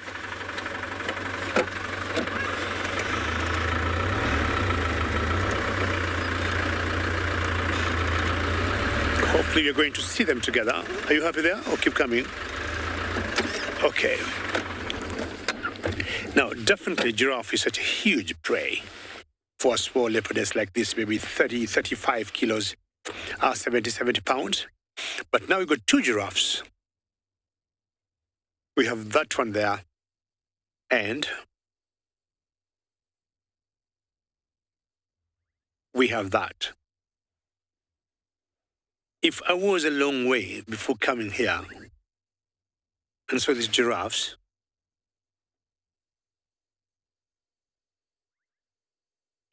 Lancelot, you're asking what sound do giraffes make? Now, giraffes will make a very, or I would say infrasound, a sound that are very low frequency, very low pitched for a human ear to pick. But giraffes will moan and they'll also grunt. But it's basically infrasound, just sometimes like the elephants, that a human ear cannot pick. But they do communicate. But you'll be surprised, bigger or more communication with giraffes is done using their eyes or their faces. In that position, they do communicate a lot. And they could be sending a message maybe to other giraffes. Don't come here, there's some danger. Or they could be looking at a predator, showing the predator, I can see you. And using their huge brown eyes, they carry lots of communication in their eyes. But basically, it's even very hard for us out in the bush to hear them communicate. But as I said, they use lots of infrasound that's beyond a reach of a human ear. It's becoming interesting here now to have two giraffes, and there's one just popping out of the bush. Romy stays here. I'll also stay here.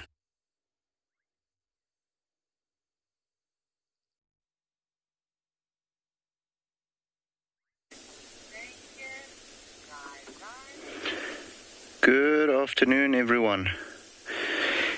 As cold as it was this morning, it is that hot this afternoon. You can just see this pair of vultures actually starting to circle. We just came over this dune now and they went up and they're starting to circle now to possibly catch some thermals to get some altitude to start looking for food. It looks like it might be white-backed vultures. My name is Moritz, by the way, and behind the camera, as always, we've got David. But yeah, guys, it looks like white-backed vultures.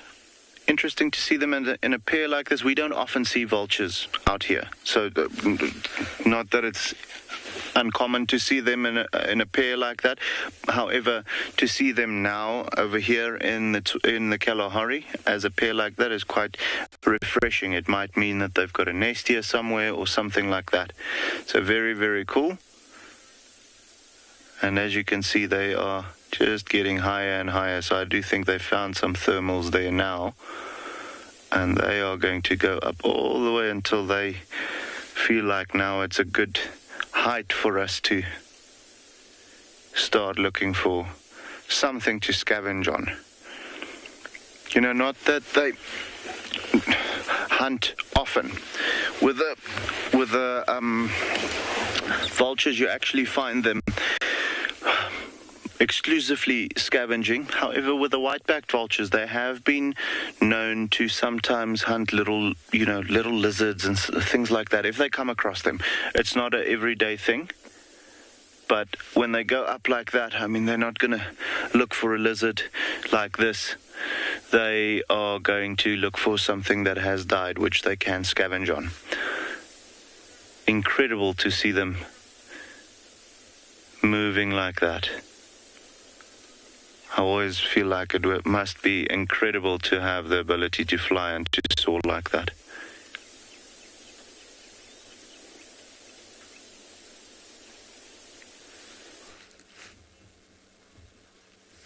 We have just had our funniest encounter of the week, if not the year, actually, Niels and I. This grey heron, which is standing now on the shoreline, was surfing the hippopotamus.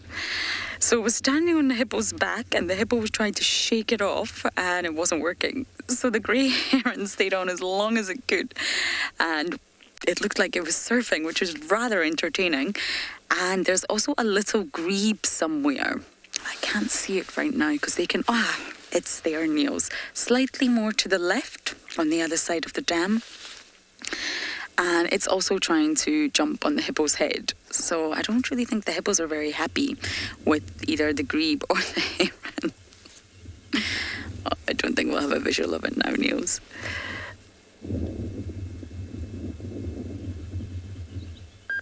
The hippo could easily try and hurt the heron, but it doesn't.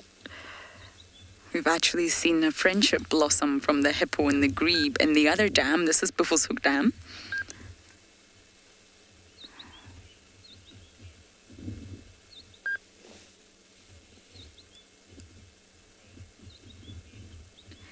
KDM, I'm going to go for M. You're asking, why are hippos so territory driven? If you are a dominant male and you have to constantly compete for your ladies, and with hippos it's a harem structure, and the dominant bull has got to remain the dominant bull in order to retain his ladies, in order to have the sort of best access to breeding rights, and also the look after the young in the harem as well, which would make up what they call a bloat in its entirety. So any mammal that has a territory, be it a lion, be it a leopard, be it a hippo, they will of course be territory driven because they have to be.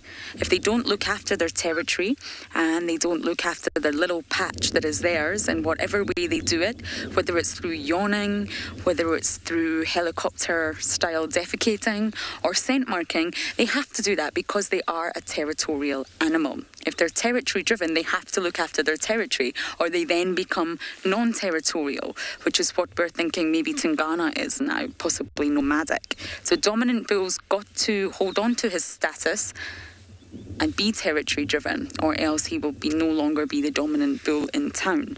And it becomes very competitive for hippos, especially in the winter. Although in saying that, this winter has been very giving, but once the sort of competition for water bodies starts, that's when male hippos tend to fight a lot more because they're all competing for space and ladies. Not necessarily food, because they forage out with the water body at night time. And they can travel quite far away from the water, but when they return, it's space and ladies. But I think this hippo just doesn't want a heron surfing his back. Why would you not want a heron on your back, Mr. Hippo?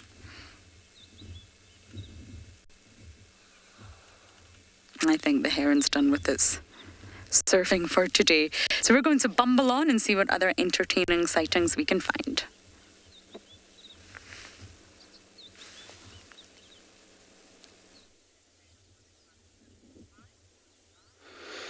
Beautiful. So, here, this single male line, again, we had a kind of like sound was more of contact call from the southern side, but that didn't really actually bother him too much, so he was not interested of even listening to it. Maybe it's probably there is some more pride on the far south. But interesting thing, it's just because they dominate the pride that we have in the area, which is the Talamati pride. They often found in the northeast part, and also the Nkuhuma pride. They're also dominated by them. So for them to spread around as 3 males, makes sense that, you found the other there with the other pride, but for him to isolate, it also worked. It helps, because every time, the scent mark it's count for the whole coalition. It's not only works for one single line here. So what he's doing when he get a mobile every time he scent mark, also it helps the other males protections.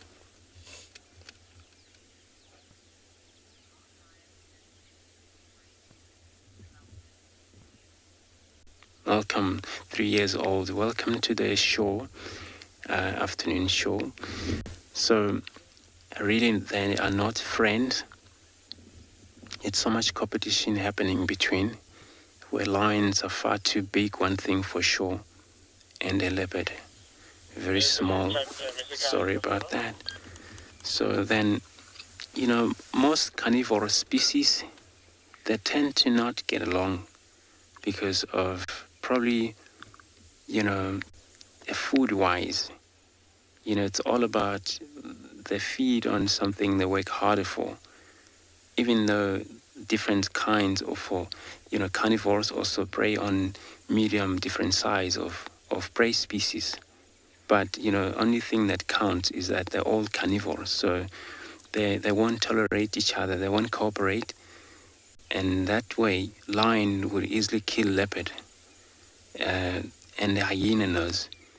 So hyena and the leopard also won't get along. Cheetah and the leopard and hyena won't get along.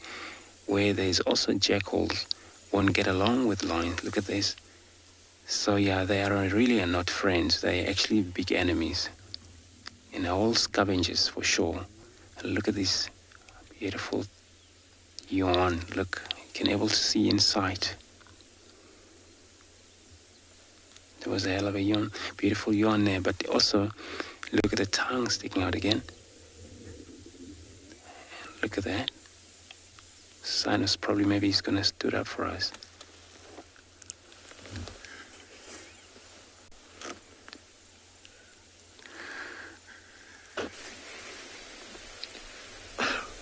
A very special sighting today here on Beyond Pinna Private Game Reserve, where we've got a mother rhino and her calf that have come down to the water to drink. And it's a very special sighting today because it is World Rhino Day, where we celebrate these beautiful animals. My name is Devalt, and behind the camera we've got Craig, and we were looking for rhinos the whole afternoon, and we actually came across a pride of lions that's next to the watering hole here, and then these 2 rhinos walked right through the sighting to the water, so we quickly looped around, and luckily we've got like a little gap through the trees. Look at that, so peaceful. And they were trying to avoid the lions. They were a little bit nervous to just walk through the whole pride, and then they just looped around, but at least they got to the water. The youngster just looking around towards us.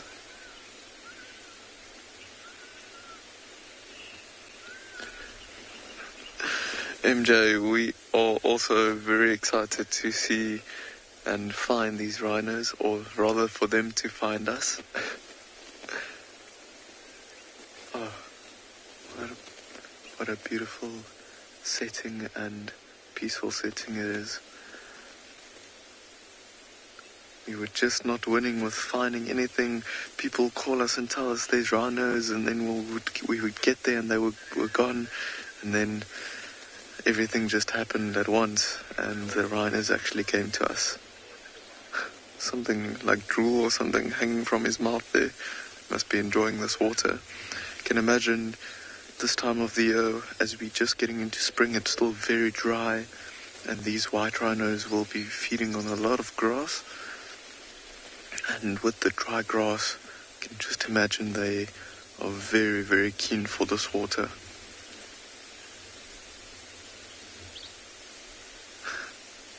Yeah, we see you.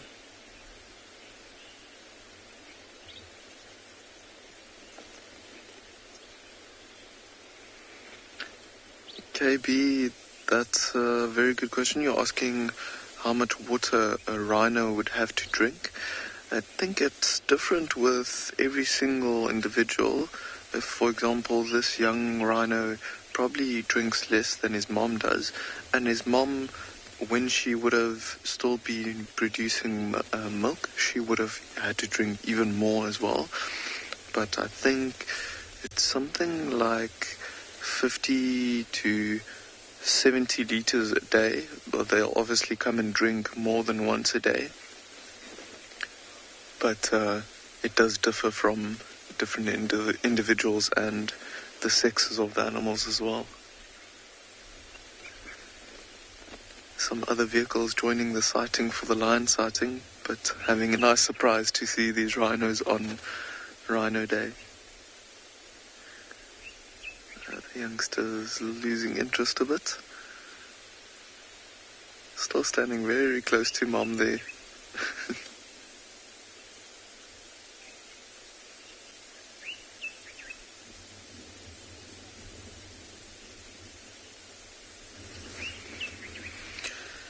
Martha, you are asking how we can tell the difference between white and black rhino. So the easiest way is the lip. Look at the female's lip there. You can see it's very flat, square shape. That is white rhino. A black rhino would have a hook lip, more pointy face.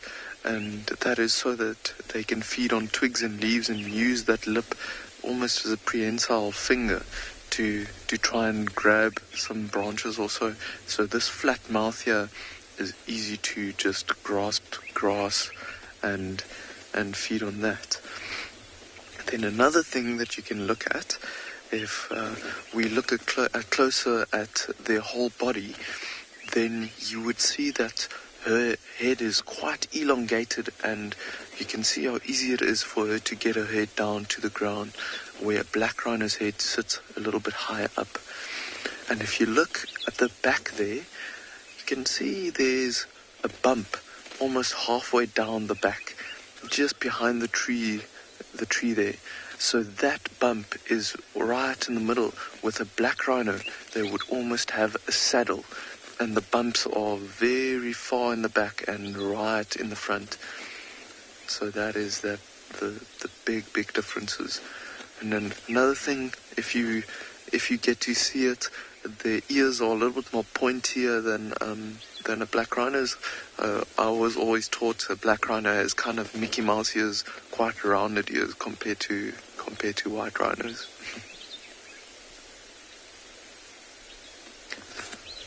She's really enjoying this water. You can see how she's been, okay, she's not drinking now, but she's been drinking quite a bit more than what the youngster has been. Obviously with that bigger body, needs a little bit more moisture. It's not a particularly hot day at the moment. It's nice and cool.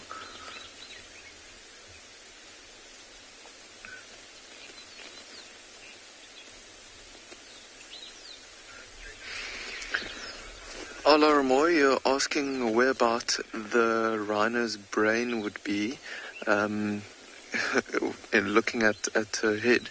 So if you can imagine the horn being grown out, then it's about halfway between the eyes and the ears, but obviously in the middle of that big open space, but a fairly small brain for such a big animal. So I would say probably around a couple of inches below the line that you can draw between her ears. Oh, there she's drinking again.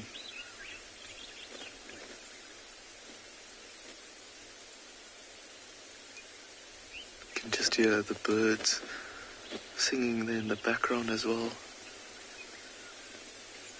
And as I said earlier, it's a nice and cool afternoon, so I don't think they'll be too keen to wallow in the mud, but you never know. If she's got an itch or so that's irritating her, then we might be in for a surprise. Let's see, we're standing on the edge of a big open area, so if we're lucky, she might actually even come in this direction.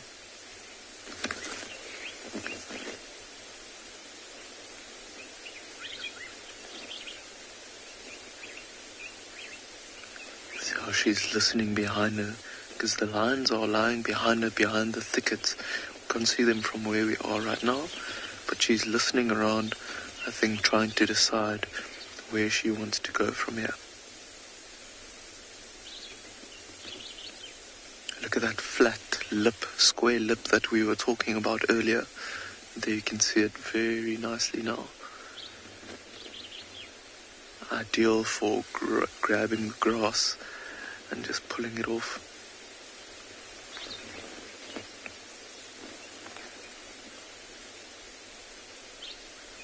The youngster is just off to the right hand side now. I'm hoping that she actually comes this way. But let's see, she might actually just be taking a break from drinking. I've often seen that they'll have a drink and then go back and, or maybe take a rest a bit, let the water settle and then go back for another drink. But in this case, seems like she's on the move. Here comes the youngster out as well.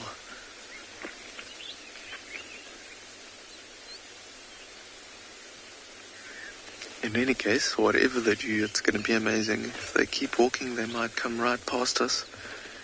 If they wallow, it will be amazing. That youngster was trotting a little bit earlier. I think he's a little bit more nervous of the unfamiliar smell and the smell of predators. See how he keeps looking in that direction, turning quickly towards the lions.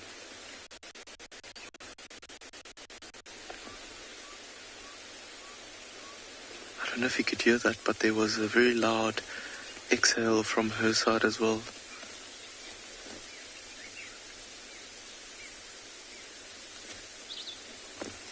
I think they also just catching their breath, also from moving around so much, getting to the water. That's why they're standing still for a bit. The youngster is inquisitive, coming closer to investigate us.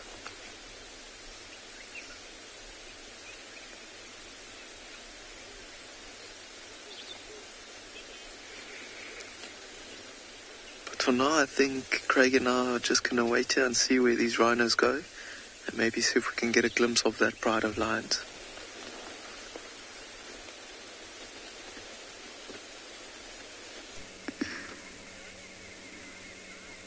We're still at Buffelshoek Dam, just admiring this old dominant bull, so delicately just plucking the leaves. We've been watching him for quite some time now. And how do I know he's an old boy? Well, his ossicones are completely bald, and he's got scars all over his neck. He's got lesions on his knees. He just looks rugged and old. He's very, very dark. which relates to his social status as well as his behaviour around females.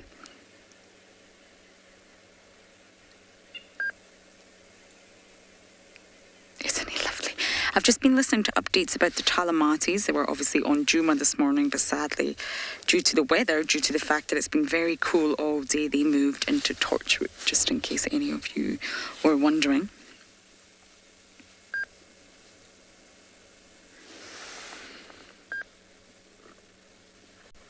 Now, just like a zebra stripe, they say that these patches on a giraffe assist in thermoregulation.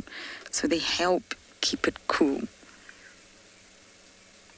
Or warming up on days like today, which is really not very warm. We're all wrapped up on our side. And giraffe populations all over are said to be in trouble. Or at least the wild giraffe populations have declined by 40% in the last 30 years. So they are classified as vulnerable.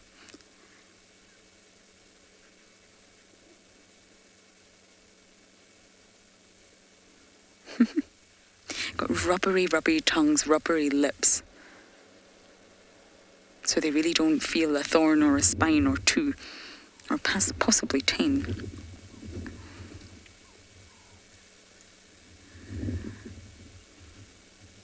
You know, the 4 different species of giraffes, which is now genetically confirmed, there's 4 different ones now. The southern, the Maasai, the reticulated, and the northern. And there's a really fantastic paper. It's a bit heavy, but it does go into great detail about how the DNA of these 4 different species have not crossbred or exchanged genetic material for millions of years. And that's why they're not classified as subspecies. These 4 are species. There are subspecies of giraffe, absolutely, but when you're referring to these 4, they haven't crossbred or intermingled or exchanged material, genetic material, in millions of years.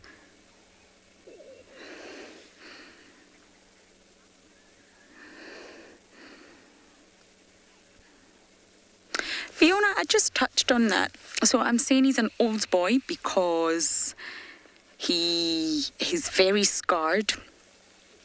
Look at his ossicles there. On the top of his ossicles, he's completely bald. And he's got lesions on him. The older they get, not only are they much bigger in size, of course, this male is huge, they will look very rugged, just like a lion or a leopard. They start to get tatty ears, scars, scratches on their face, their teeth break. It's exactly the same as a giraffe. So you can't tell exactly how old he is, but you can tell that he's definitely an old boy. He's very sexually mature, and giraffes can live for about 25 years in the wild. And therefore, I would say this boy's probably well over 15. He's huge. I know you can't see it very well from now because he's behind the damn wall, but he's a very, very large boy. And it used to be said that the colour of the thermal windows, the darker they are, the older they are.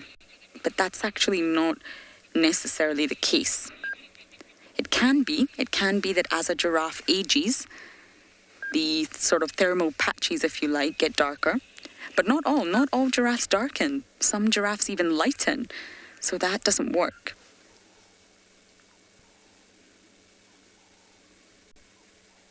But the dark patches relate to his dominant status. So more likely we're looking at an extremely dominant bull here. The paper's fantastic. If you are interested in reading it, it's called The Dark Giraffe is a New Dark Horse. It's a good one from 2019. So I had no luck at the hyena den earlier, so I'm going to go back and check if anyone's home now.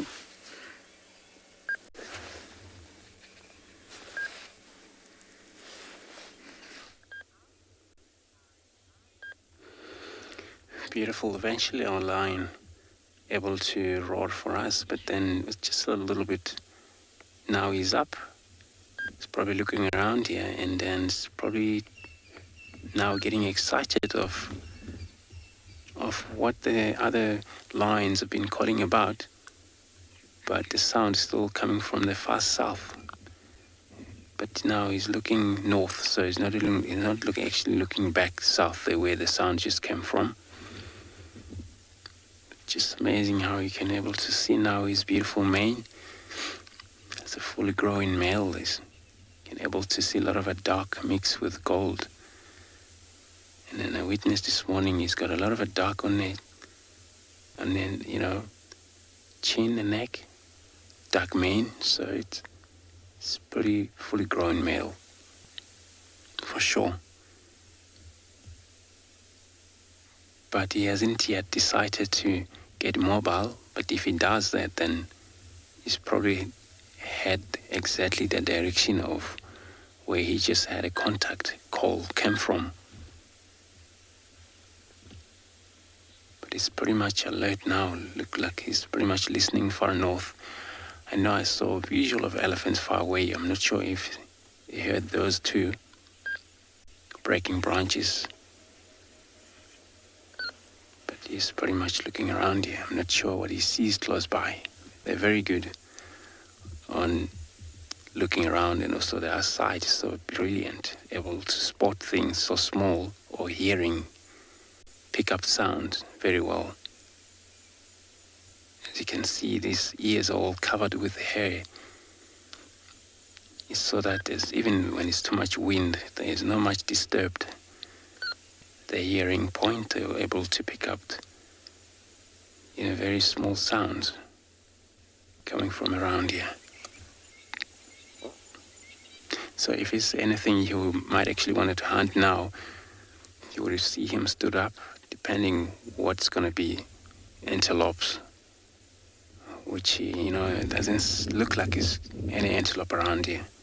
But you never know. Animals move to places quite often, change to another places before dark.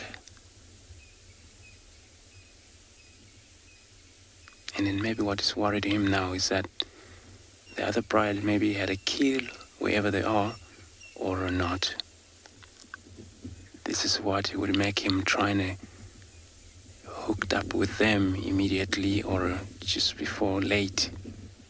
I'll sit here and see if he stood up for us.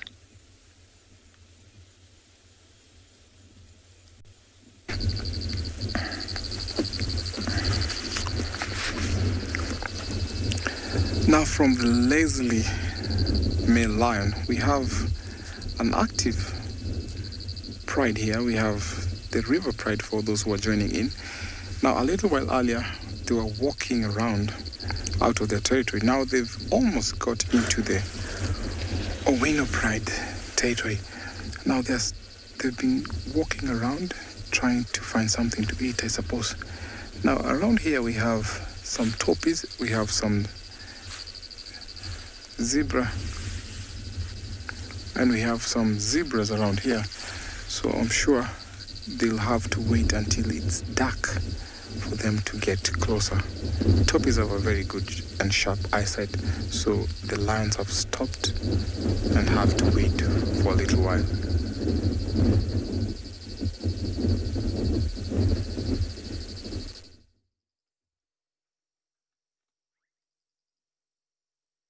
Well, you never know when they stop, what they're planning or what they want to do. But the leopardess here has left the huge tree trunk where she was, moved out, and she's now looking at a giraffe. Definitely zero chances of her hunting the giraffe. Zero. You can see her just yawning. The giraffe just looking at her like,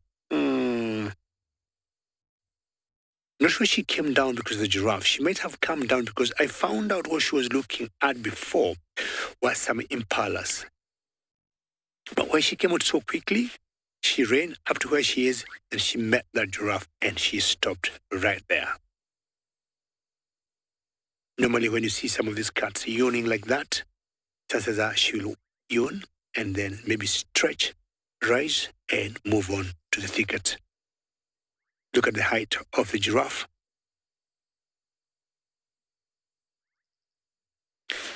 And she's just wondering, she knows she is not in any danger of any sort. She just wants to be sure And there's another one there. Apparently we saw 5 total, but now we have these 2 more. We've got 7 giraffes here. So just wait here a little bit and see what unfolds as the leopardess is slowly and surely moving to the thicket, and we'll definitely keep updating you.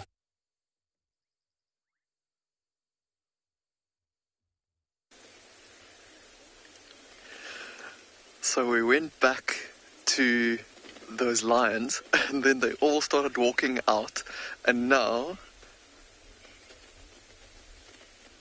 we have the rhinos and lions, and there's actually cubs stalking the rhinos, coming closer and closer to them. Look at this. Oh my goodness.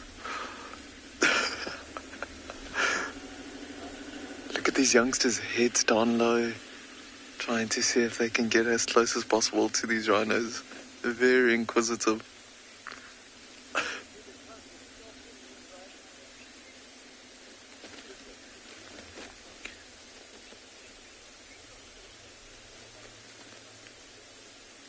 Look at this. How crazy is this?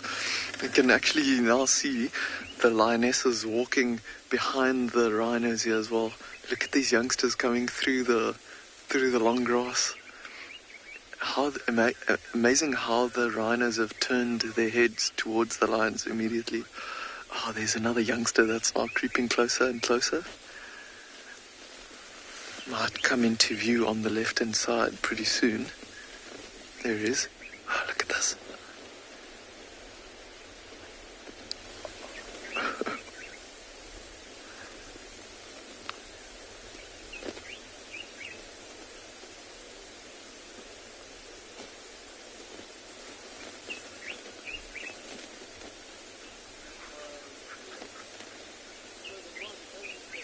Oh, I can hear some monkeys' alarm calling in the distance as well. And the female the lionesses have just stopped and are listening in the distance. But see how the youngsters have lost interest as well. Oh, the lionesses are lying down. How incredible is that for World Rhino Day? Having the rhinos and some lions in the background.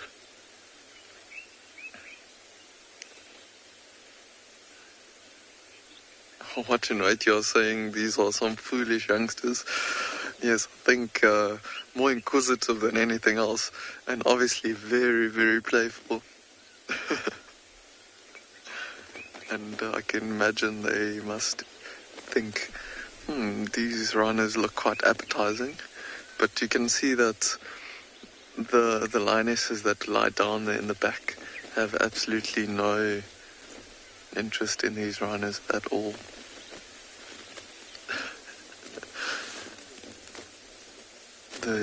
The lioness is actually looking at the cubs. Oh, there's a cub that just, that one lying down, and then there's another one. This one that's walking away from us. He was just going down like he was going to pounce, and then he just got up and I think he thought of it a little bit and probably thought these rhinos are a little bit big. Let's see what happens. These rhinos are actually moving a little bit closer to the lions, and we'll maybe see some interaction. The lions might move off. Here's the third lioness now coming to join the other two there. How incredible is this? So these are the same two rhinos that we saw drinking, and then they walked basically a couple of meters from our vehicle to this open area to come and graze for the rest of the afternoon. Oh, that youngster, look how he's looking up into the tree. No. Not too interested. We actually saw one or two of them climbing into trees. Every time these rhinos move, these youngsters lie down with their heads down low, almost like they're stalking them.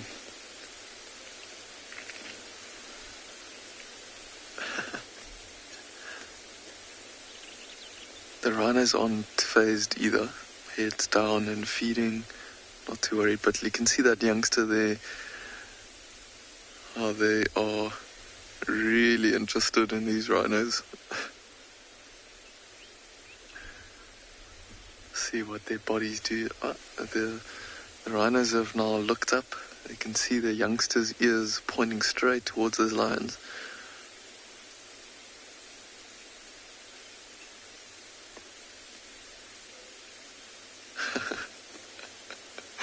Oh, these rhinos were just going about their day, and now they're kind of in the middle of a whole pride of lions. You can see all three lionesses lying there.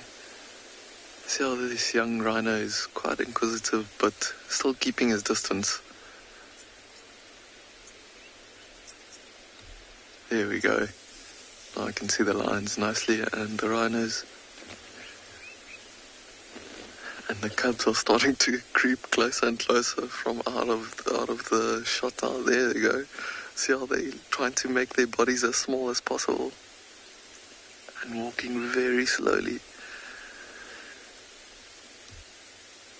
So this is all fun and games, but it is very important play that's part of these young lions, teaching them important skills of how to stalk and everything, but obviously a lot of fun for them.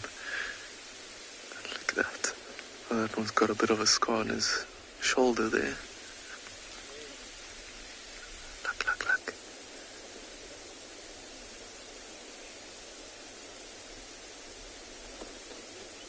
They're getting nice and close to the rhinos now. It was almost like he was going to go and then decided, no, rather not.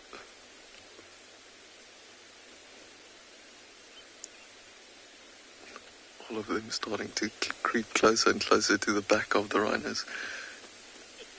Oh, there we go. Getting a bit too close for comfort for the female rhino, and how quickly they just run off.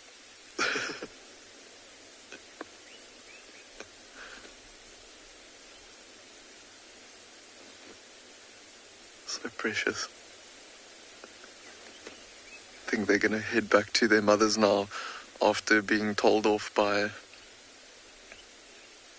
the rhinos. Oh no, actually what they did was interesting. The rhinos turned and they headed to the hind quarters of the rhinos. Obviously not the dangerous end. One of the lionesses gotten up now, starting to move it seems. Listening in the distance there.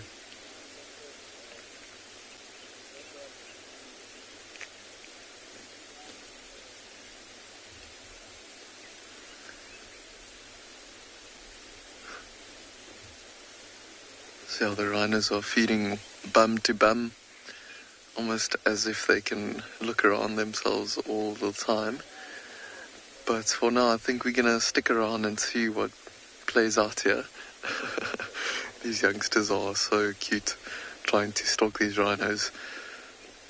But I think Greg and I are gonna stick around. Oh no! Oh my goodness! The one young lioness just showing a little bit of interest in the young rhino. No, not anymore. Wow, very interesting behavior. See how her head is down low as well. She's very interested. I think this young small rhino. Yes, this young small rhino is probably not that big that she's interested in doing whatever she's doing right now. I think let's see what happens. I think as soon as that youngster just makes a sound or so, the mom will come racing. Look at that. The lioness is almost like she's inching forward and she wants to pounce.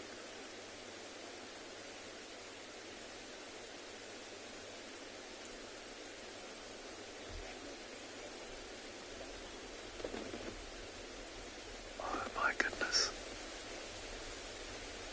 She's teaching these cubs to hunt the wrong animals, it seems. Here we go, here we go. No. She's not getting there today. Oh no, she's moving off. It is a young lioness, so I think also a little bit playful. Oh yes, I think she's playful, that's all it was. So maybe taking a chance and being a little bit inquisitive to see what happens if she does try to chase the rhinos. But the fact that the little rhino probably turned around means that she's not too keen. But I think we're going to stick around. Oh, here she goes again. Here you go. Oh my goodness. I know, every time the rhino turns.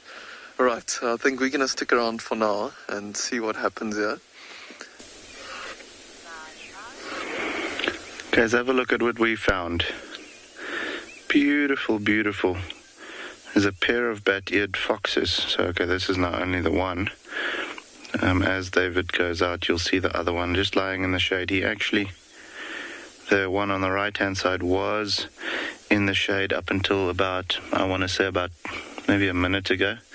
And it decided to come and bake in the sun a little bit before we have the sun disappearing. Have a look at how, when that one's sleeping, he's putting his tail around to his face, so as to cover that a little lighter colored face, and then pulling the ears down.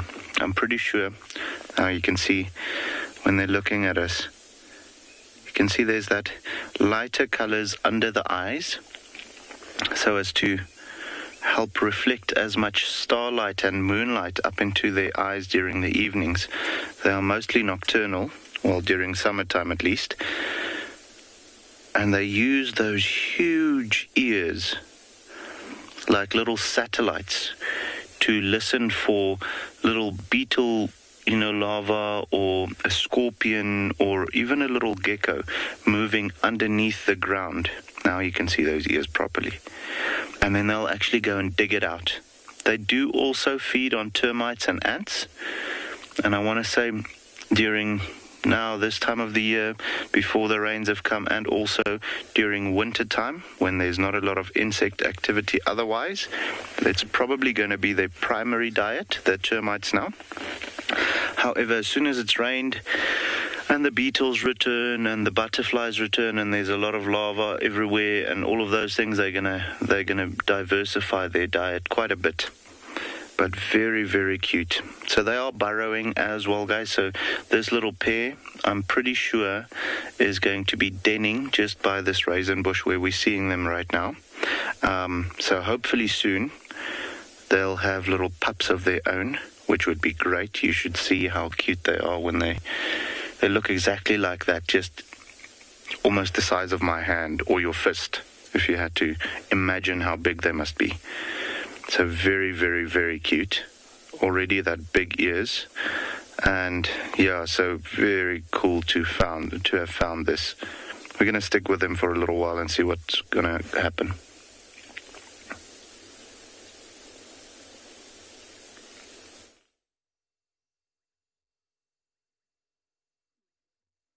Yeah, stick there and see what will happen, because, as I said, I was not going anywhere. I have not gone anywhere. And I might be introducing to you either a cub of Romy or another leopardess or leopard that has come in play. We're just going to confirm who this is, because if you look carefully now, there's that one there. To me, looks much younger than what we saw before. And I hope James Richard, you're still watching. And I'm imagining this is Romy's cub. I could be wrong. And hopefully it's not the other leopardess that we see in the same area. You know how solitary leopards are. But now looking that one, she looks much smaller to me. And I'm guessing Romy could be having a cub.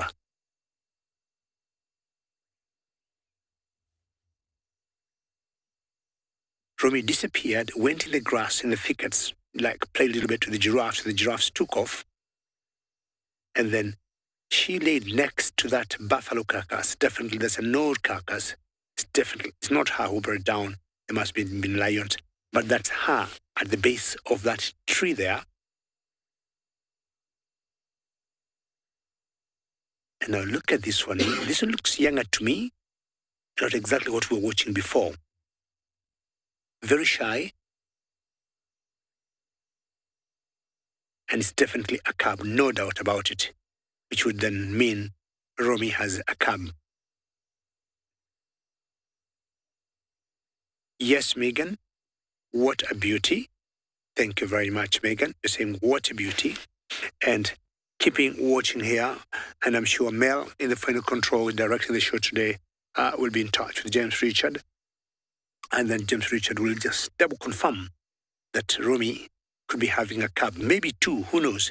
But definitely the one that you just saw walk away towards the thickest there is a lot smaller than Romy that we're watching on top of the fallen tree. Spending a few more minutes here to see if she will come out. Aha. James Richard, another Asante Sana from David. James Richard, another thank you very much, because you have confirmed that Romy has a cub, because definitely what we saw was a cub. Many thanks. It's a cub I had not seen before. I've seen, and there she comes again running. I've seen Romy a few times, but not the cub. There she is. Hello. Get the courage like Mom. Your mom gave us lots of entertainment. She wasn't shy. She's just looking at us, and I'm sure with time, she'll get habituated and she'll be relaxed. And this is beautiful news. And Romy and her cub have made my sunset drive.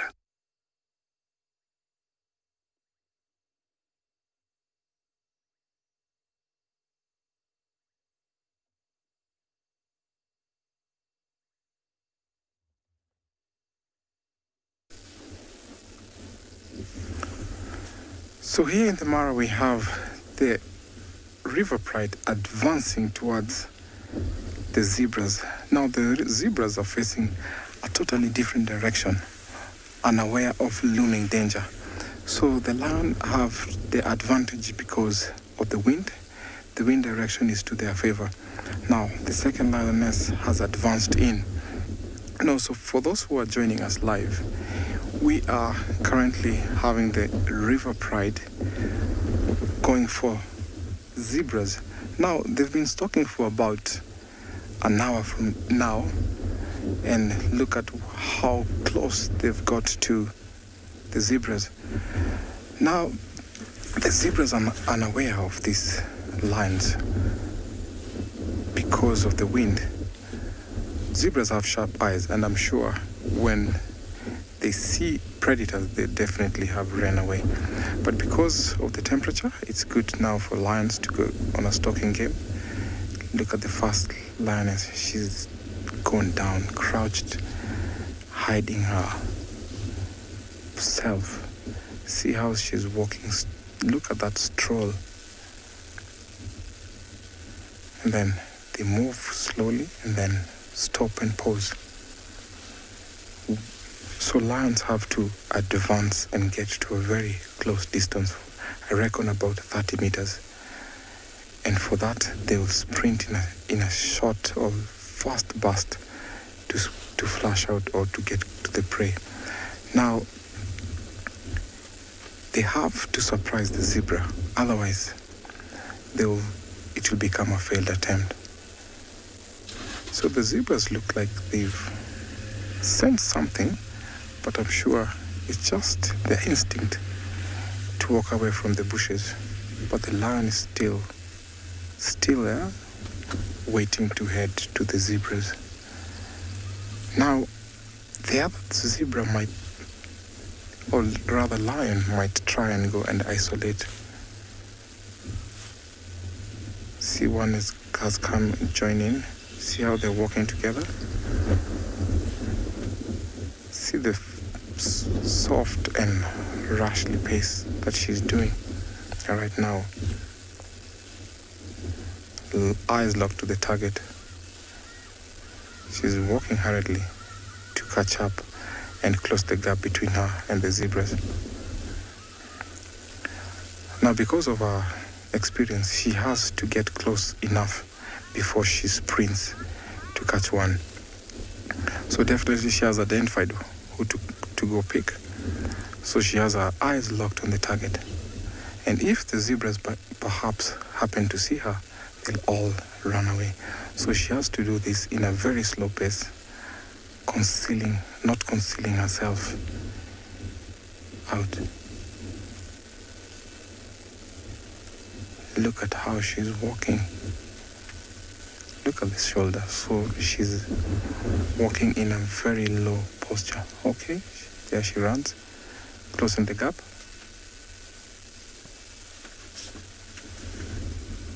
Okay, something got her attention.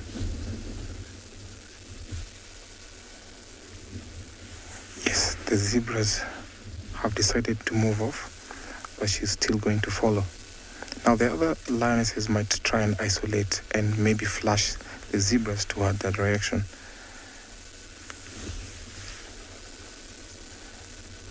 Now it's going to be a good chance if they happen to be around the bush, because they'll not definitely see her and it would be an easy target to get closer to them. Look at how skinny she looks. She seems like she's not eaten for a little while, maybe 2 days. So she must find something tonight.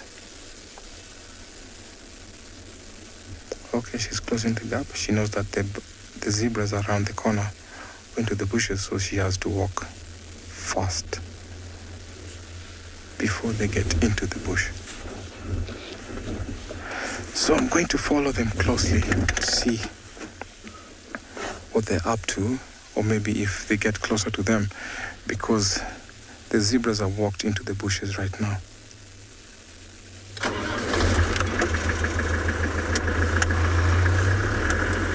How exciting is this? We have 3 lionesses stalking. So we have to follow them closely at a safe distance and see what they'll be, if they will be lucky.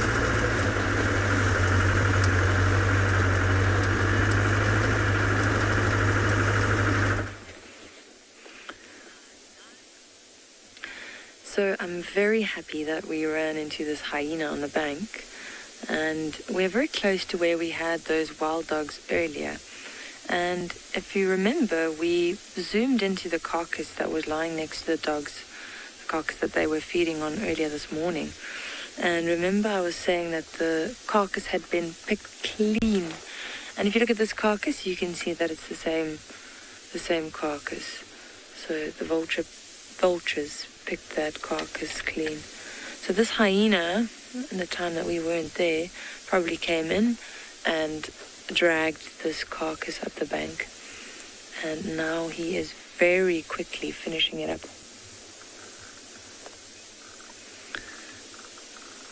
You'll notice that this hyena has a lot of scars all over him. If you have a look at his face, just above his left eye, he's got a big scar there, all around his mouth. And you also notice the ears are quite tatty. He's been through a lot. But just notice the ease with which he is breaking through these bones. Now, earlier I also mentioned that how powerful the jaws of the hyenas are. It's incredible to see them crushing the bone and doing it so easily.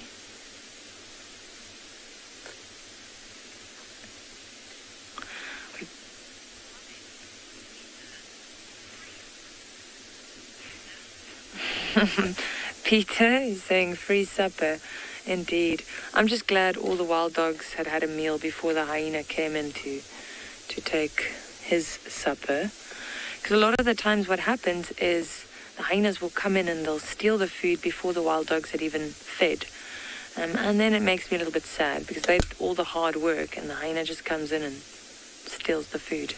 But at least both of them have something to eat tonight. Those wild dogs are all very, very full and satisfied, I'm sure. Now, whilst this hyena is feeding, you'll notice it keeps lifting its head, just scanning around, because the sound of it feeding, once again, will attract other hyenas. And then it might lose its supper.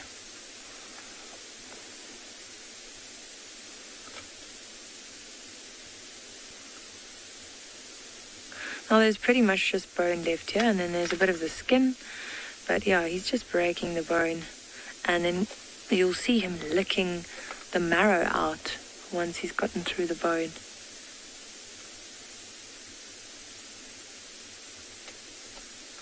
And when you see hyenas scat next to the road, oftentimes it's white, completely white, because of all the calcium in the bone and because they eat so many bones.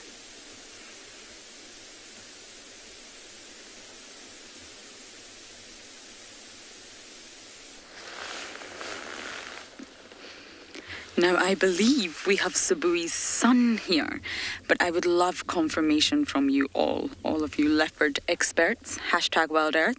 We've just arrived on the scene, clearly a very young leopard.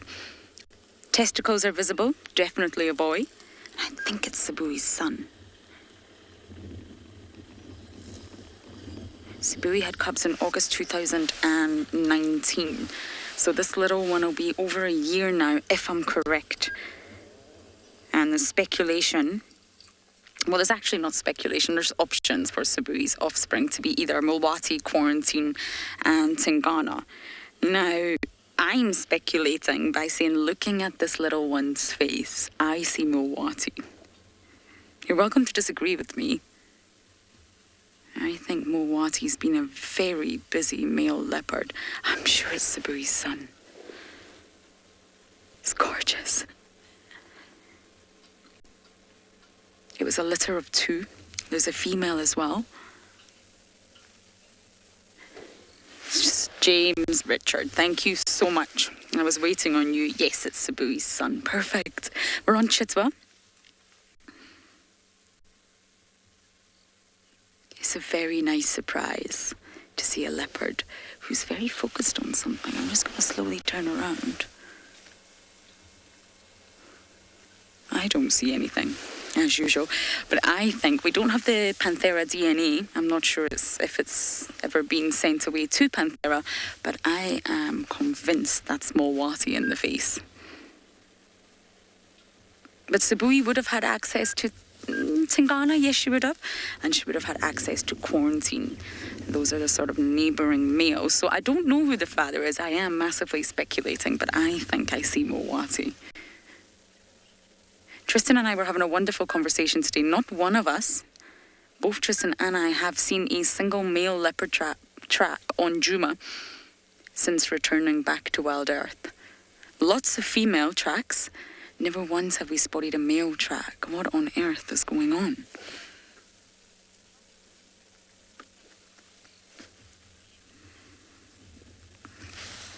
Stuck in bed. I agree with you as always. He's very handsome. Really, and he's given us the perfect view up this termite mound. It's sad that there's not a lot of light today. But he really is posing.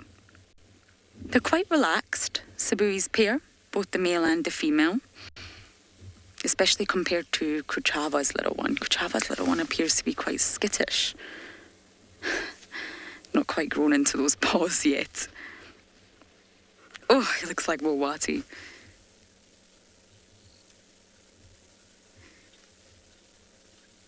And boys, males, generally tend to leave their mothers a little bit later than females. Females, it's normally around 18 months, normally.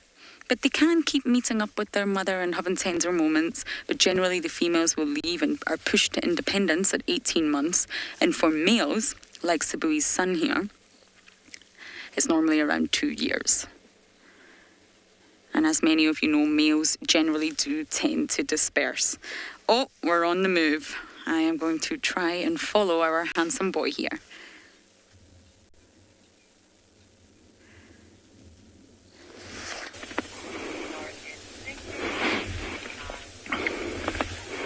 So, alrighty guys, as you can see, not much activity. It's still just enjoying the afternoon sun.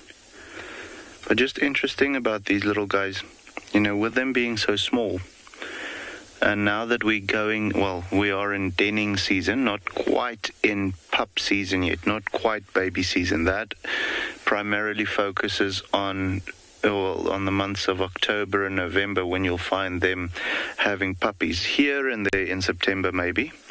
But the average litter size for this little guy, or this little species of animal, is 5 puppies at a time. I imagine having 5 pups in that womb.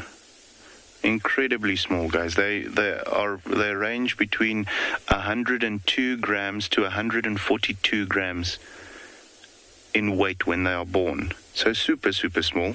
I mean, minute actually. But the cutest little things.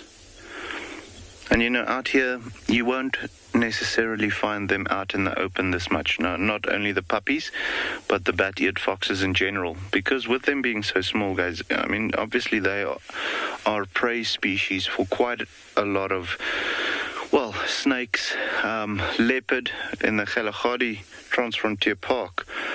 They are actually classified as one of the primary food sources of the leopards over there.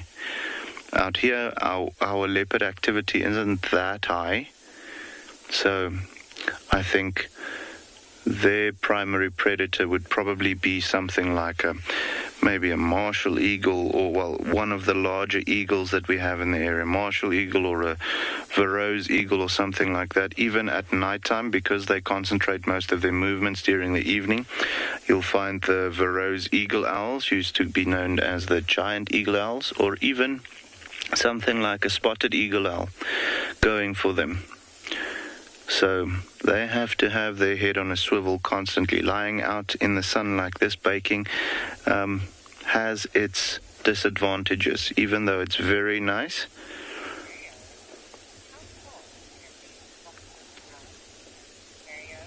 So we just had a question from Nao. How fast can these foxes run? Nao, not very fast. I mean, obviously having shorter legs, they're not going to clock the same speed as something like a leopard. However, the shorter the legs, the higher the agility. So, I don't know if you noticed earlier when we were looking at them, that big fluffy tail that he had wrapping around his face. They use that as almost like a startling device. So what they'll do is they'll run, and don't get me wrong, I mean, they're definitely fast. They're much faster than us. Probably able to run at around 45, maybe 50 kilometers, which is, I mean, as you can imagine, fast enough to outrun most animals. But predators and, raptors, those types of things, they are faster. They're designed to be faster, because otherwise they would not be able to survive. However, these little guys, they'll run in a straight line and all of a sudden make a turn, whichever direction. And when they turn like that, they flash their tail, almost throw it up into the air and cause it to go the other direction, making it seem to the predator that they're going, instead of left, they're going right. And then they do that quick turn to the left.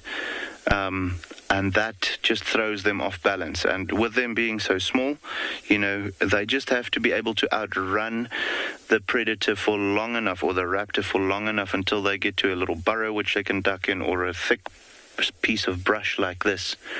So not very, very fast, but fast enough.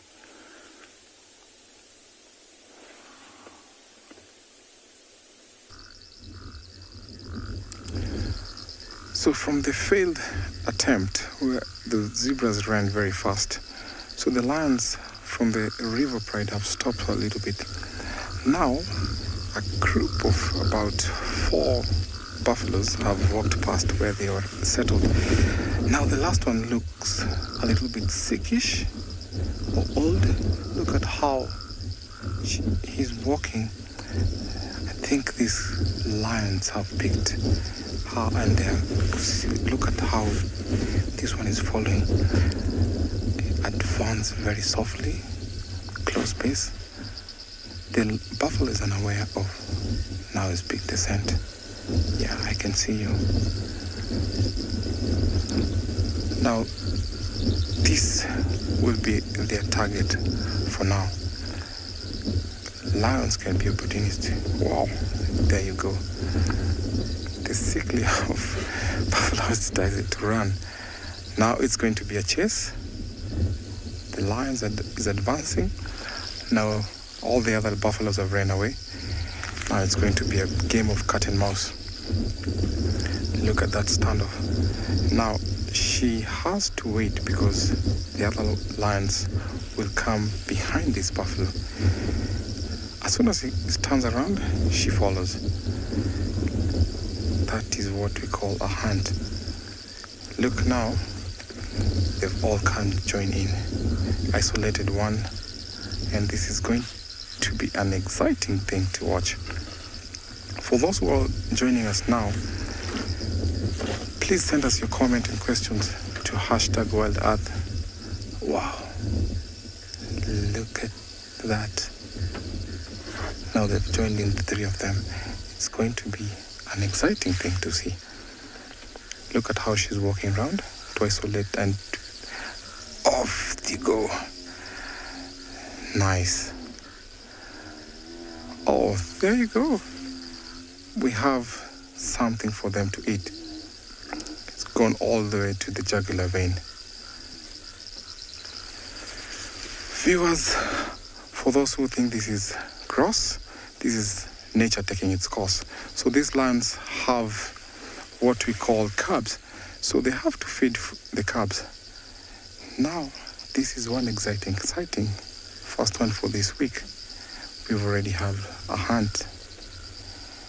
Wow, look at them. All they want to pin her down, making sure that she is completely dead. Now the first lioness has gone to the vein, the jugular vein, to block her.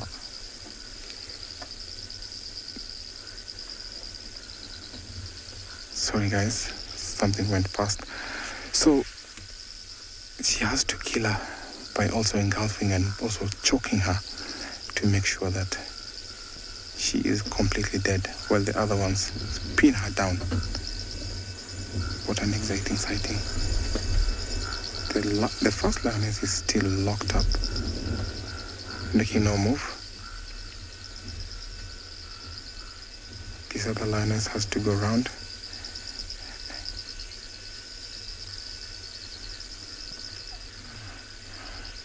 Just lady, wow. Thank you for your comment.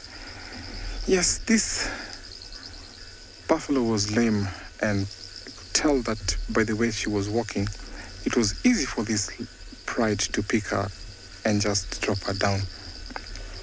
It was not hard for them to do it. It was just as easy as ABCD. Now this is a meal that will last them for a while. I reckon even a week.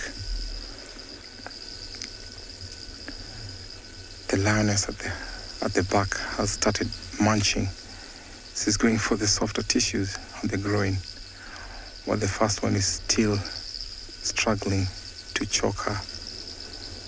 Well, this other one is trying to pull the leg. Not quite sure what she's up to.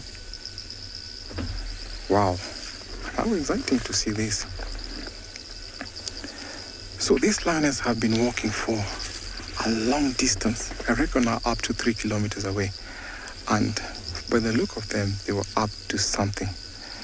And of course, their price has been paid. So out of 5 attempts, I would say 2 were successful. But right now, we've just watched a failed one attempt, and the second one just got successful. What a brilliant job these girls have done. Now, lionesses play a vital role in upbringing the pride. And because of their experience and how mature they are, it's easy for them to go after big prey, which will definitely last them for a while. Easy meal for these girls. Now the other buffaloes have ran away. I was not sure if they'll come to defend, because sometimes when buffaloes get isolated, the rest of the herd come to defend one of their own. But these ones left her alone. What a shame.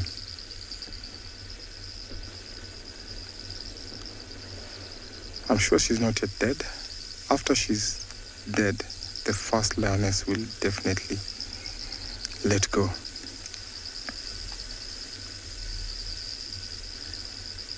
The lioness to the left is busy chewing there.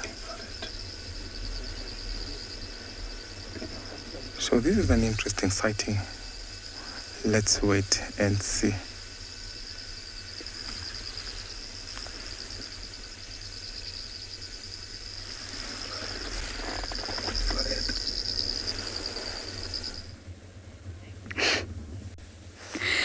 Sorry everyone, I can't stop laughing. Sabui's little boy here has been stalking. I can only see two, but we've also got a lack of light here. Huge adult male water bucks. And he's been slowly climbing up this tree, trying to blend in. And I'm almost certain they've seen him.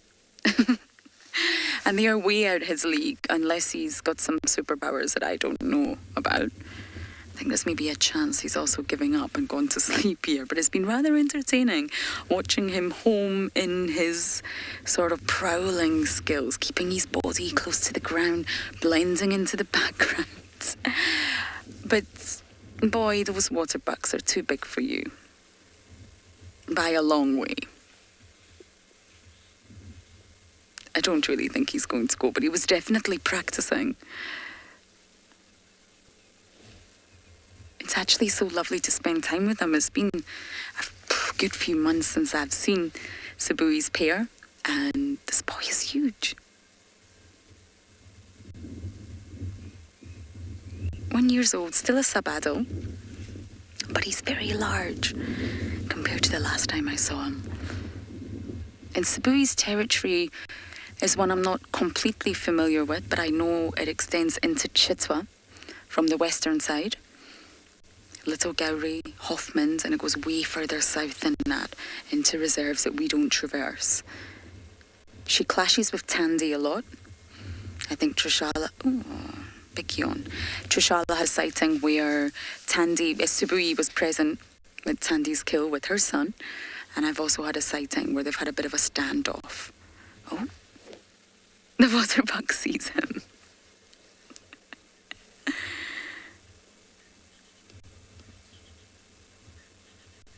I think we're just going to watch them. Yes, we're enjoying watching the waterbuck. I know it's not the best view, but I don't want to reposition my vehicle. You should never block the predator's view, or the prey's view, in that matter, of each other.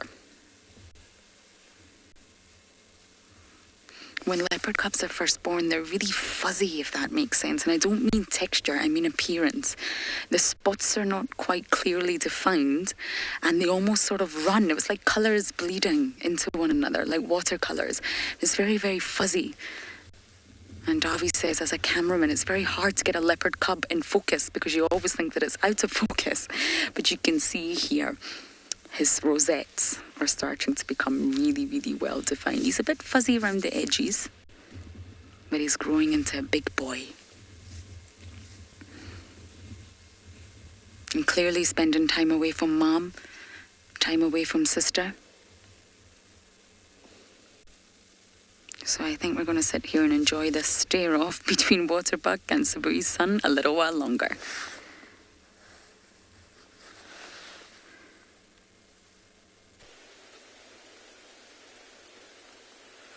What a special sighting there, but we have been sitting patiently and keeping quite quiet, and these two rhinos are literally 5 meters away from us, just feeding away And the pride of lions is still here, playing and starting to get a move on as night falls. The sun is completely down. See, these cubs are nice and playful. But one of the lionesses gave a bit of a contact call just now. And it seems like they are all going to start to get a move on.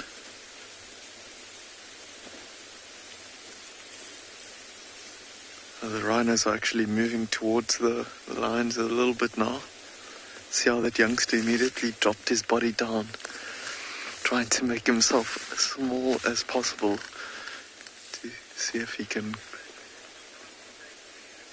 playfully try and stalk these rhinos again. Look at them walking straight towards them.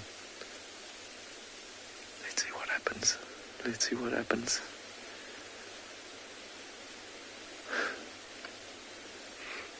These rhinos have just been zigzagging all over this open area, enjoying this short grass.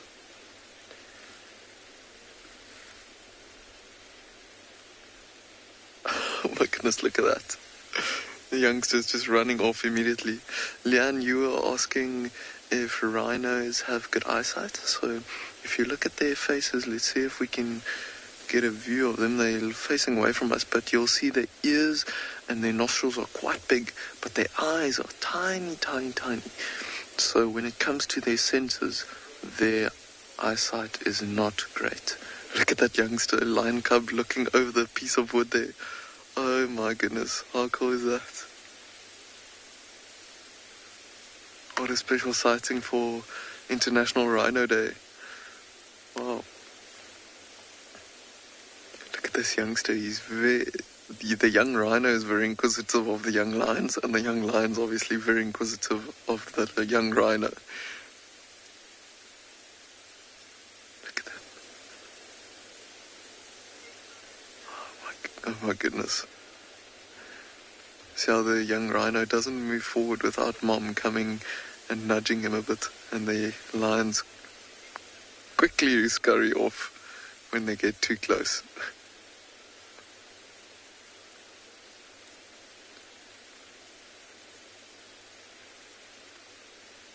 It's almost like the rhinos are just trying to show who's the boss. There's actually some cubs that have now come behind the rhinos as well.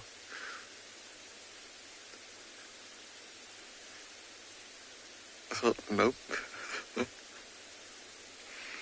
See how she's standing with her legs? I think she's a bit uneasy.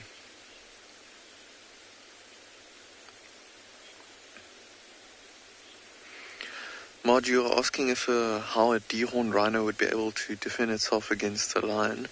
So, having that big horn is obviously it's nice and sharp and so, but it would be quite difficult for them to try and impale a lion per se.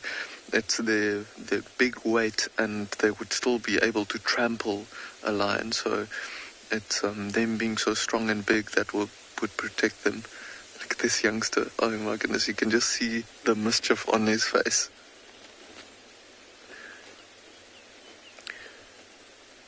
So the horn of a rhino is used for protection, Marge, but just to get back to your question, but a lot of it is also to do with social interaction and fighting with each other, and so look at these cubs, so playful. They're gonna pounce.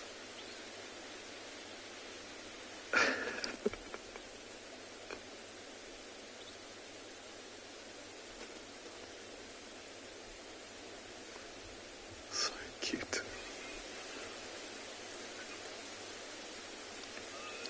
Now, as the rhinos are moving away, all the youngsters are going towards the rhinos again.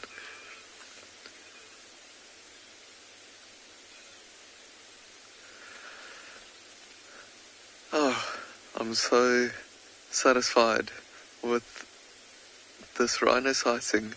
Doesn't get much more spectacular than this. And they are moving off. I think they've enjoyed this open area and they've fed on all the short grass around here, and they're probably going to move around towards an area where there's a bit better grazing for them, and maybe a nice sandy spot to lie down and sleep, and maybe away from these lions. But for now, I think from Craig and I's side, we'll see you tomorrow.